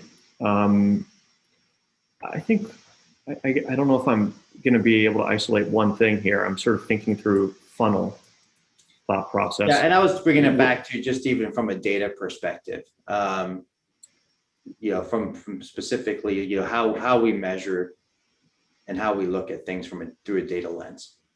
I think that we're moving in a direction where we have better data warehousing and we have a better perspective on data across the whole business. And we're better able to understand LTVs and the long-term value driven by media. And media won't necessarily have to be as siloed as it had been in the past. And we'll be able to make decisions in a shorter period of time based on inventory availability or based on the types of people that are currently online and are the eyeballs that you have, which would be more on the channel side. And you're able to integrate like all of these different data sets together through different streams that we have. And we're able to deliver not the highest ROI in the next couple of days, but highest ROI long term. And I think that's a direction that we're moving toward because we really want to build the best brand value. Yeah. Great. Well, I see Ryan has joined back in. And I think so. I think we're coming up against time here. But You've actually got a few more minutes left. I don't know if there's any questions that have popped in the Q&A box down below, if anybody wants to ask any of those questions, but we still do have about 5 minutes or so left here. I don't know if there's any other thoughts that we could stretch out with the two of you by any chance. Sure. Well, Daniel, I know that we talked a lot earlier about a lot of different topics. I'm scratching the surface on a lot of what our prior conversation was. If there's anything we didn't cover, I'd love to, I think we'd all be interested in hearing more from you than from me. So I'd love to turn it over to you if there's things we didn't cover, any thoughts or observations or comments that you have. Looking at my notes here. I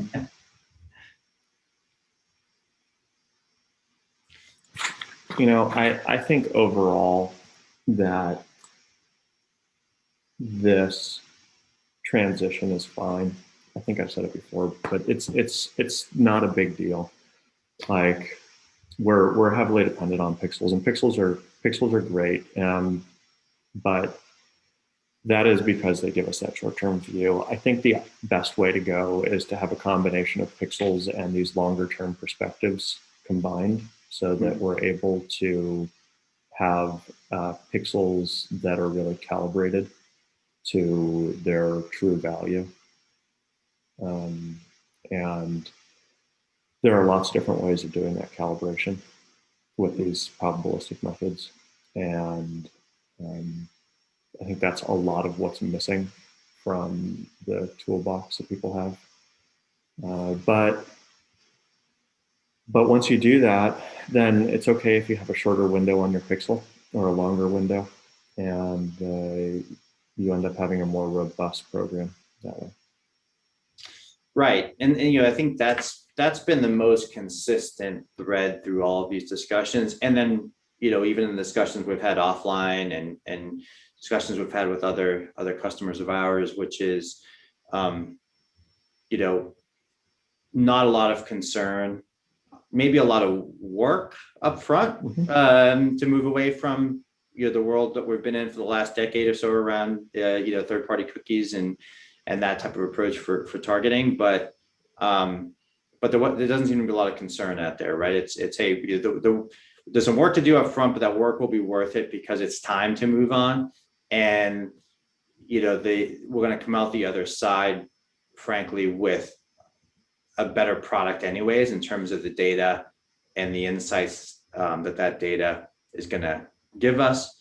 And because it's naturally moving everybody, that's almost at a society level, really consumers in this bucket as well, is moving everybody more to a place of it's a relationship now between consumers and companies, right? And all that goes along with that, with trust and so forth, versus as Cy put it in his opening remarks, a personalization based on surveillance or stalking, right? It's more of a two-way partnership and relationship, and that's a good thing. So whatever the work is that we have to do to get us there, it's going to be worth it in the end.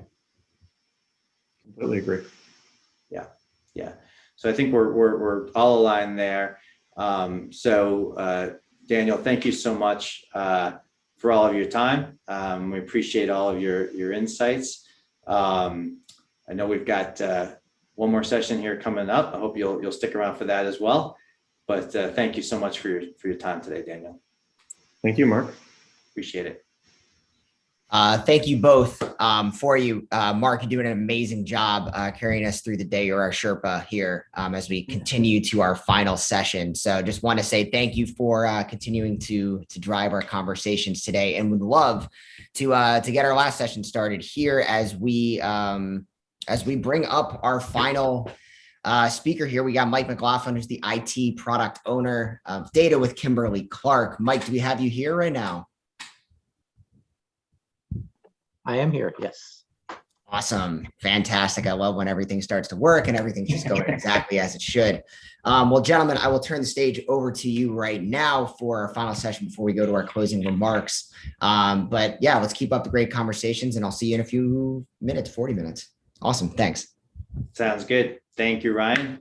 Hi, Mike. Good to see you again.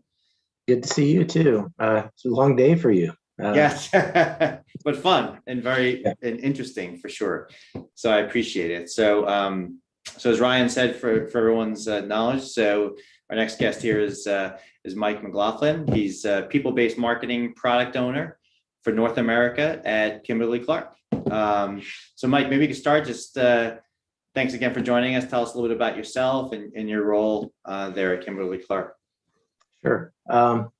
So yeah, at Kimberly-Clark, my focus is on people-based marketing. So really, for the past 11 months that I've been with the company, I've been trying to drive a technology roadmap that prepares us for the deprecation of cookies. And so my responsibilities include our new CDP platform, Epsilon People Cloud, LiveRamp Safe Haven from an identity resolution standpoint, and also kind of I'm also responsible for the DMP, but DMP is essentially being kind of phased out by these new platforms and new things that we're doing. So really anything that involves our how we use consumer data in marketing, primarily in the paid space, but also supporting some owned media channels as well. There's other teams that kind of take that ball and run with it. But as far as really like understanding identity, understanding how we're going to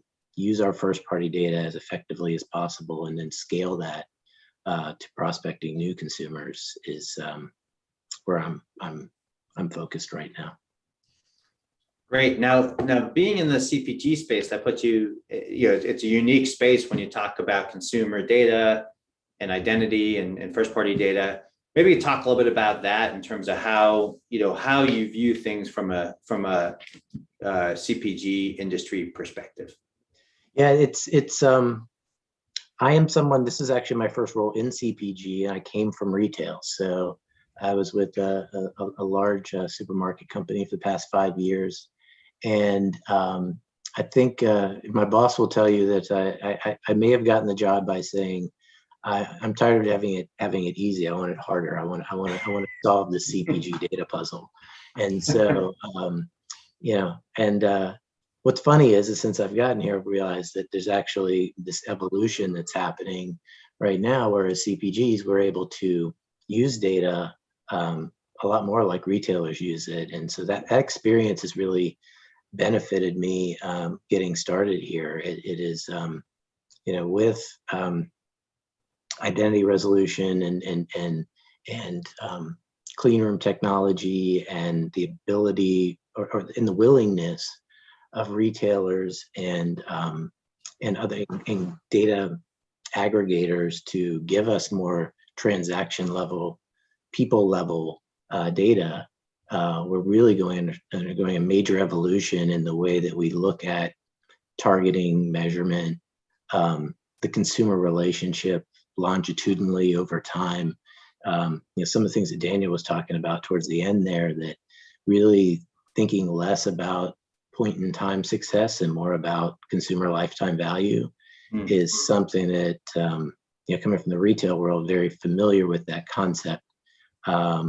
But harder to do for CPGs for so long, but getting actually easier because of some of these transitions that are going on. So it's a really exciting time to be in this industry. And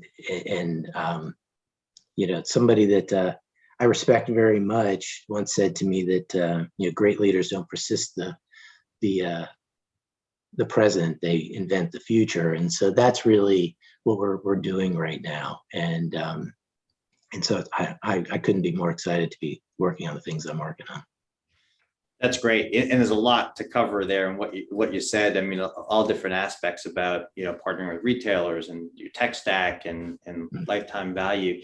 But the first thing is, you mentioned about, wanting to jump in to do something hard. And the first thing I thought about was, because we look at things like, how do you talk to different consumer communities and kind of meet them where they are from a messaging perspective. And the first thing I think about when I think about your role is just the sheer breadth of different products, right, that Kimberly-Clark produces, right? From things we all use every day to things that are very personal in nature and carry significant, brand loyalty and things like that. So Yeah. maybe talk a little bit about that, because that has to be an amazingly complex, part of what you do. It certainly is, and I think it has there's additional complexity as well when you start to think about targeting, because we have some brands that are very much niche brands. We have, or there's a very short-term life, diapers, great example of, you're only going to use those for a certain period of time. Some of our adult care products are only for a certain segment of the population, yet we also sell toilet paper and Kleenex. And so that is, obviously everybody is a potential target. And so it creates a lot of interesting challenges for us to think about how we're going to use data at the enterprise level, and trying to align around like common set of metrics, common set of way of thinking. Sometimes it can be a little bit challenging, and sometimes it's not a one size fits all approach that we need to take. But it's going to have a huge impact on us when we think about things like flocks. From a flock is probably going to work really well. I'm going to say federated learning, of course. If you're listening to this, you probably know what a flock is, but in case people don't, I think flocks could work very well for those more niche products. And I think that how do I get a flock of toilet paper users? Like I'm really interested to see, as we get to start to test those capabilities, how useful are they to us versus the transaction data that we could potentially license that could show, here's the Cottonelle buyers, here's the Scott buyers, here's the Charmin buyers. And what does it take for me to turn someone from Charmin to one of our brands? I mean, that is, for some people, that's a very it's a big challenge. It certainly was a challenge in my household when I went to work for Kimberly-Clark to say we're changing toilet paper brands. So I mean, those things, like, and so understanding the cost of that, understand how that we move people through that journey is different in those different brands. And like some things we have time, and some things we have to be quick, and we have to be in that moment of receptivity, that potential brand adoption moment. How do we get there? Particularly as some of that targeting maybe gets more challenging in the future. Now, I imagine. I do want to say too. Sorry, Mark. That's okay. One of the because you did make a point about the kind of products that we sell, and I think that when it comes to Kimberly-Clark, we're all about personal care. Like that's what we sell, and kind of in line with that, we're really, really concerned with consumer privacy as well. Everything that I'm working on now is focused on privacy by design. Like we want to have close relationships with our consumers. We want to be there for them in the moment, but we also want to know as little as we can. If I can do something that's purely ID based, and I don't know your name, and I don't have any of your PII, that's better for me. I'm totally happy to do that. I know we are, as a company, committed to that, and very, not to make this a pitch for our privacy policy, but we have a very robust privacy policy that just launched. It's really cool, and the way we presented it is a way that consumers can understand how we're using data, and so we think that cookies going away is a good thing, is going to help us with that mission to continue to care for our customers in a way that our consumers in a way that that they will appreciate. I mean, I think, I'll just go back even to Sai's original slide when he opened the session today, right? It's about all of this third-party cookies going away. All of this is just wrapped up in really the trust issue, right? I mean, it's all about, whether or not the ROI of third-party cookies was already going down or not. Consumers were driving to this point where they want to work with companies at a different level, right? It's personalized, but to get there, you have to build the trust first. And, when you look at the spirit of the laws around privacy, it's the same thing, right? It's about giving consumers the power, and having everyone operate in the context of trust. And I think privacy by design, to that extent, that's where everyone's going to be eventually, right? Because we're going to have to be, and it's a smart place to be. Yeah.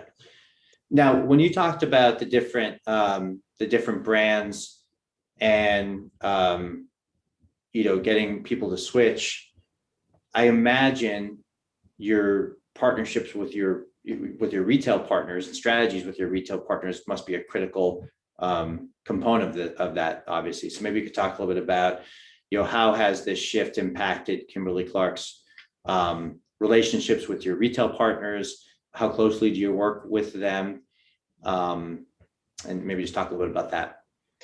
So I think that this is something that's going to continue to grow. I think that there's a lot of potential opportunity around data collaboration that didn't exist before. It certainly exists now. It's something that I feel like we're working our way into. We want to make sure that we understand what's the right approach for Kimberly-Clark. So I'd say we're intentionally not going slow, but going carefully into those type of relationships to make sure that we can get the value that we're looking for, protect those relationships with those retail customers, and also continually learn from it. I think that when I mentioned before that there's this evolution of thinking maybe less like CPGs have thought in the past to the way that retailers think, there's also a big change management component to everything that we're doing. I think it's actually in some ways more important than the tech, these changes that are happening. We're in a really good place as far as the technology that we have in place. It's a matter of teaching our brand marketers, teaching our shopper marketers how to implement things with partners that can show real value, can show an incrementality that again, coming back to that idea of lifetime value, doing things that are effective over time. It's critical that we have this relationship with the retailers because they understand what's happening at the register, and we don't have that same level of insight without those collaboration opportunities. So identity resolution makes that safer, and not just from a consumer standpoint, but also from the company's standpoint of controlling the data that they share and making sure that they're getting value out of the data that they have. And we're certainly excited about doing more of that than we've done in the past. I think even with data partners that we've worked with for many years, we're going to be seeing another level of transparency where we're not just buying a segment from NCS IRI quotient. I could go on, don't want to single anybody out, but there's a certain level of trust that has to be there where we're saying we want to target these types of people, but they are building those segments, versus now we're talking to those same vendors about opportunities that how can we get raw data, put our analytics team on it, and develop our own intellectual property around analytics that is leveraging that partner data. So that's a big unlock. I think I'm kind of jumping to the thing that I'm most excited about, which is really that evolution that we're going to have as an organization, where we have these partnerships and we create something that's unique to Kimberly-Clark and is completely transparent as to how we built it, and then how we end up measuring it is just game changing. Well, that's a really interesting and compelling point, which is, if I'm hearing it right, is, if you combine identity marketing approach with, privacy by design, and identity marketing has as one of its tenets, trust and all the information given by a consumer is done, with full disclosure and hey, I'm giving you this information because I as a consumer, I want to build a partnership with you, Kimberly-Clark, and understand, your products more and how I can use them. So it sounds like when you combine kind of the tenets of identity marketing and privacy by design with strong partnership with your partners and a robust technology stack, what that really creates when you bring it all together is competitive advantage, right? I mean, it sets you apart, right? It really, I think it does. I think that, I do think that we're not going to be the only people in our space that are doing the things that we're talking about today, obviously.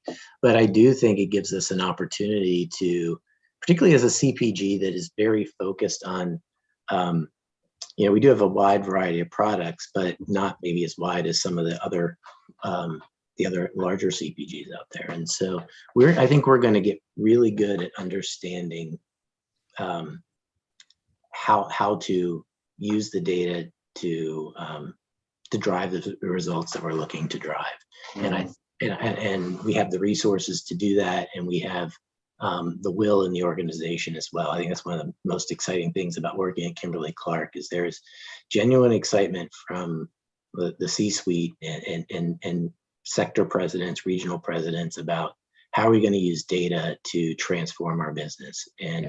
And so that is, and we're unlocking a lot of that. And so just the excitement of some people that we're out here talking about this is exciting for people at Kimberly-Clark, that we're going to be innovators in this space, and no pun intended with the Brand Innovators Summit, I guess, but it just kind of happened. But no, it's we certainly think we're going to have a competitive advantage over time, and we're doing a lot of things to make sure that we bring in the best talent and empower that talent to dream big and execute exciting new ideas. So. Well, and I agree. There'll be other companies doing it as well, but I think that we've all seen, I won't name specific companies, but we're seeing in different technology industry areas in particular, that there are companies that are saying, we're going to lead on these issues of transparency and privacy and things like that, and we're going to do it to create differentiation and a competitive advantage. And I think that's really smart. So how about shifting gears back to kind of the business model a little bit? How about direct to consumer? Is there a DTC kind of strategy also within Kimberly-Clark? So we talked about the retail partner strategy, which is, I assume, going to continue to be critical, obviously. But how about on the DTC side? What's going on there? I probably am not the best person to speak on that, to be honest with you. I do know that we are doing things. I do know that in some of our global markets, we're actually a little bit more mature in that area than we are in North America at this time. And some of that just has to do with the realities of the regions. But there are teams and efforts going into that work, and we're going to continue to push on that. And I do think that part of that retail collaboration also includes collaboration with a company like Amazon. So we are looking for more ways to directly reach out to our consumers and get our products to them. I'm definitely not the expert in all of everything that's going on, other than to say everything I hear gets me excited. I think we're headed in the right direction. Great. I see that there's a question that's just come in. So let me try to read here. So you've spoken a lot about post-transaction metrics from a data perspective. How do you envision working with publishers, perhaps deterministically, to fuel your first-party data and lifetime value potential upfront in paid partnerships? And what's the currency? Is it CPM, CPL that you're envisioning? So I think it's an interesting question. I think that I'll kind of start with what I already talked about and clarify. It is the big unlock for us is the transaction data that's available in these clean room type LiveRamp Safe Havens, our primary partner there. But we are doing a lot of other enrichment of our consumer data as well. We've partnered with Epsilon as our primary data provider. They're also our CDP provider that is unifying our consumer records, and we're enriching them with their third-party data. And then the other piece of that is then how do we end up connecting to those contextual opportunities with publishers that are potentially there for us. I think that in a lot of cases, there's really, I'm on a project right now where we're talking a lot about adjacencies to our products, or like moments where people are receptive to these products. And so I do think there's a lot of potential publisher partnerships out there. Me being more on the tech side, I wouldn't be bold enough to say this is exactly how we're going to negotiate those deals, but I do know that we are still very much involved with publishers and looking to do deals where we can put our products in the right context and turn it into I think really interesting, when you talk about identity in particular, authentication becomes very important. And so there's three reasons I think that people authenticate. They authenticate for content, they authenticate for value, and they authenticate for convenience. And so if we can play any role in helping publishers get more authentication, I think that we're always looking for those collaboration opportunities because it helps us grow our first party database. Some of the things that we sell, it's not necessarily like an easy thing to get people to sign up for. And so we've done a lot of partnerships already where co-promotions where we work together with companies to help us grow our first party data set. But I think it can also be mutually beneficial with publishers, and that we can provide some of that value to encourage people to authenticate and identify with the publisher as well. So, I am also on the publisher side. The thing I'm most happy about with Google delaying its decision about when to deprecate is like we were ready for it. We're fine. I'm happy for the publishers. I think that the publishers are the key to a vital and valuable internet, and we need to do a better job as an industry making sure that they are properly rewarded for the work that they do. And so I was very concerned mostly for them about cookie deprecation before there was a good solution in place. But I think that there's, if you have great content, I continue to believe that authentication is something you should be pushing for with your consumers. We just have to make it easier. We have to figure out a way to make it feel like second nature to people to say, hey, this is me. Yeah. This is what I'm looking for. This is what I'm about. But I don't want to give you all my personal information. I just want to have an ID. Like we have to figure out a better way as an industry to make consumers comfortable with that, because they want the great content. They want the personalized content. They just don't want to have to make it be either a pain or some way an invasion of their privacy. And I don't think it has to be. I think there's a lot of good proposals out there that people are working on that I know we as a company would support. So.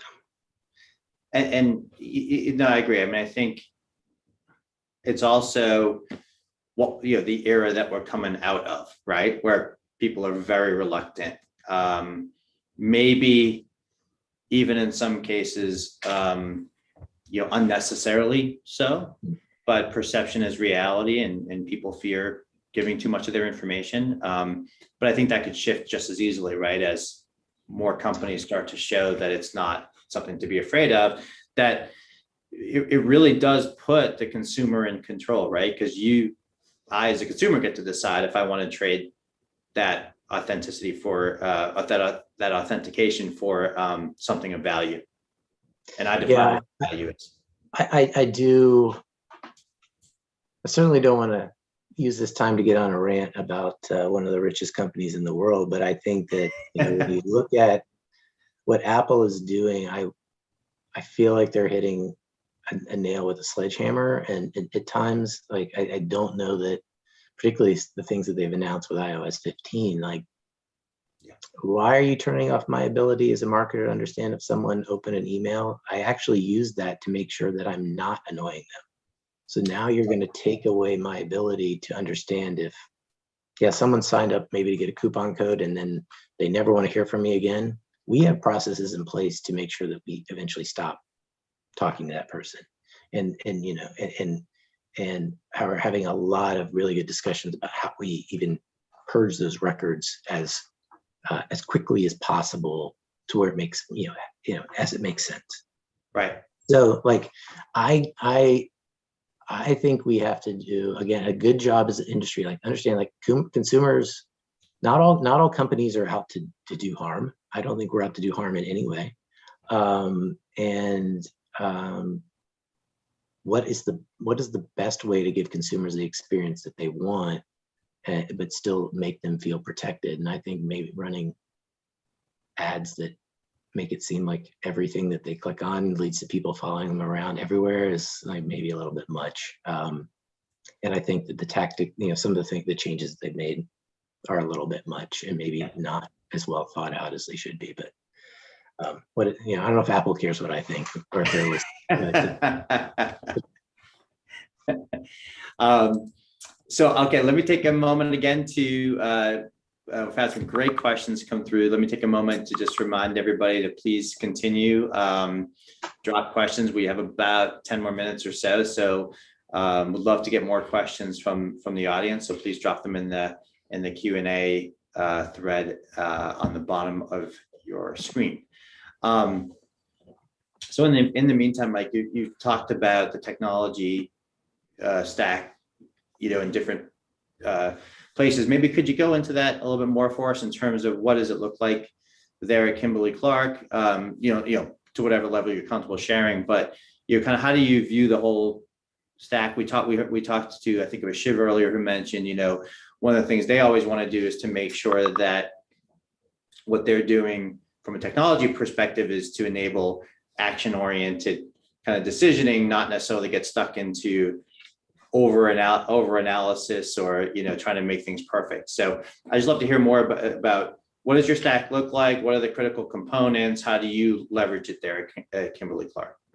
Yeah, I heard Shiv talk about that, and I wanted to applaud because I do think that, and particularly when you start talking about identity marketing and trying to get one-to-one all the time. So we've built our stack to maximize our one-to-one opportunities as much as we can where it makes sense. But we also know that cohorts of people are a reality that we're going to be dealing with. And the sense that eventually we'll evolve to being pure one-to-one all the time with consumers and be able to talk to them on an individual level is actually probably, it's a vision that I think a lot of software companies have sold through and people believe in, but the reality is that it doesn't necessarily, it's not 100% necessary. I think Daniel was talking about this too. What I caught of his is that, there are statistically sound methods that have been around for a very long time, like randomized control trials, that can tell us if our marketing is effective, if we're hitting the right people and seeing and having success. So we have built our stack around the idea that any data that we have, we want to unify to an individual record or household record, an ID. And then we want to but we understand that that data is ultimately going to get fragmented as it goes out into the world, particularly as more and more walled garden type, there's obviously the big walled gardens, but every retail clean room is potentially another walled garden that you're dealing with, where you're not going to be able to get everything back that you put in. And so there's this data decentralization or data fragmentation that's going to happen. So as much as we've tried, and our our partners at Epsilon have been a great partner as far as putting a consumer data warehouse in place that is best in class. And we really wanted to start with a solid data foundation that was, I want to say it, I'm struggling with exactly how to say it, but it is like an IT first solution versus a marketing activation first solution when it comes to a CDP. I think sometimes CDPs get sold in without a good data foundation in the background. There's only so much they can do. And so we felt very strongly about making sure that we had the right tech in place and that we could build the orchestration tools on top of it as we go.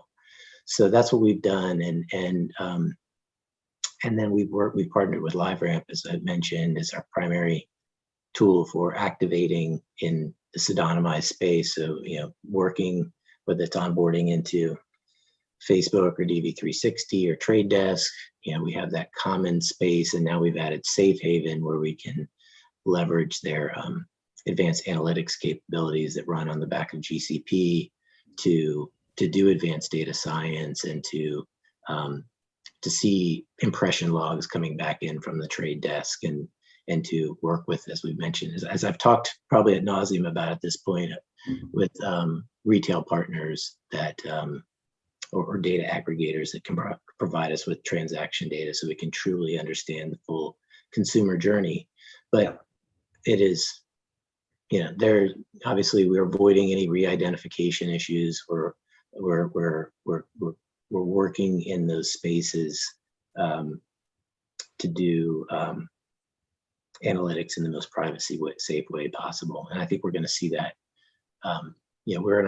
We're in our first year with both of those platforms. I've been lucky enough to be the product owner of those implementations, and now I'm a product owner of a backlog of a lot of really cool ideas that we're going to be working on. And those things will take time, and we're working with great partners on the agency side as well that are helping us get more out of that stack. So I don't know if that was as specific as people would want it, but that's basically how we're approaching it. Yeah.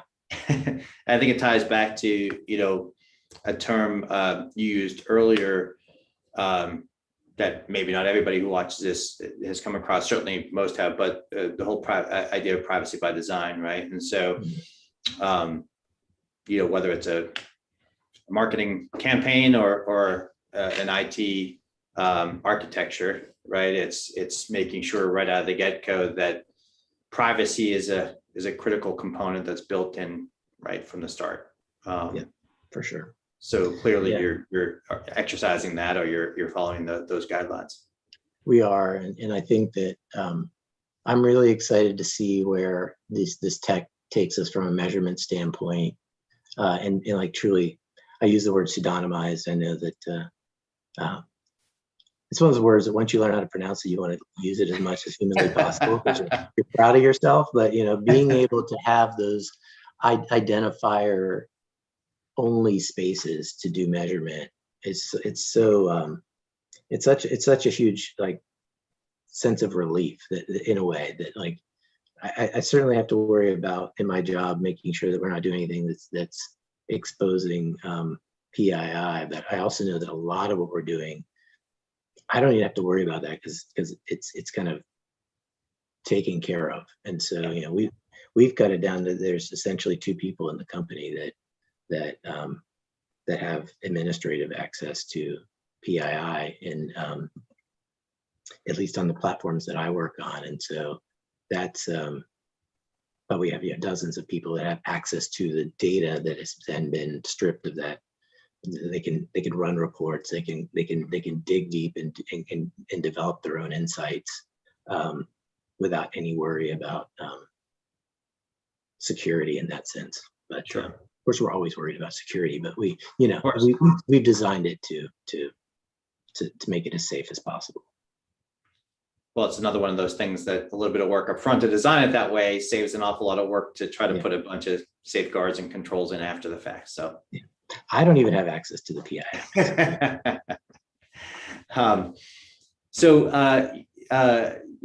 Last couple of minutes here, Mike. is there anything we didn't touch on that you think is important, particularly for this, context or topic? We've covered a lot. We've covered, your partnerships with retailers, your tech stack, privacy, competitive differentiation, but love to hear anything else you have, whether it's, where you think maybe things will be another year or two from now. Will Google continue to push back that timeline? I think right now it's ended 2023 is what they pushed it back to, if I'm not mistaken. Yeah, I actually don't think it's going to get pushed back anymore personally. I think that one good thing about them starting the clock when they did is that people started to really interrogate cookies. And I think that's a good thing. I think that it's a technology that has served its purpose, but it's a time has also passed as well. I mean, anyone who's worked in like the DMP space before knows that, you've got issues with, one person using 8 different devices or browsers and home versus work versus mobile. I mean, and numbers are always with cookies. I think it's inherently unreliable in some ways. And I think that while we'll certainly be using probabilistic techniques for measurement and understanding of cohorts that have been de-identified, but there's also a certain deterministic aspect to solutions like, say, like the Trade Desk's UID 2.0 or the ATS solution from LiveRamp that gives us a lot more reliability that maybe doesn't initially give us the scale that we're used to, but was that scale really there in the first place? I think that you can definitely question that. And so I actually think this is going to continue. If I'm thinking about the future, I think the interesting thing about what we're doing in the identity space is I think about this. I thought about this weekend because somehow I got a brand new credit card, and then like within 3 weeks, someone's using that card to buy some Facebook games or something, and I had to get a new card. And it's like we are so bad in general at identity beyond just the marketing space. Like what is going to be the thing that replaces the social security number? What is, I know that there's already been talk about legislation related to that. Like, I think we have a bit of a, almost identity crisis. I hate saying that, it's a bad joke, but in general, it is protecting people's privacy. Everybody should be working on it as hard as we're working on it in this space. And I think that, changing the way we do identifiers is something that is necessary. And I hope that we get consumer sentiment behind that to say, I want to be authenticated in a way that makes me feel safe, not just safe in our relationship, but safe that no one else is going to pretend to be me.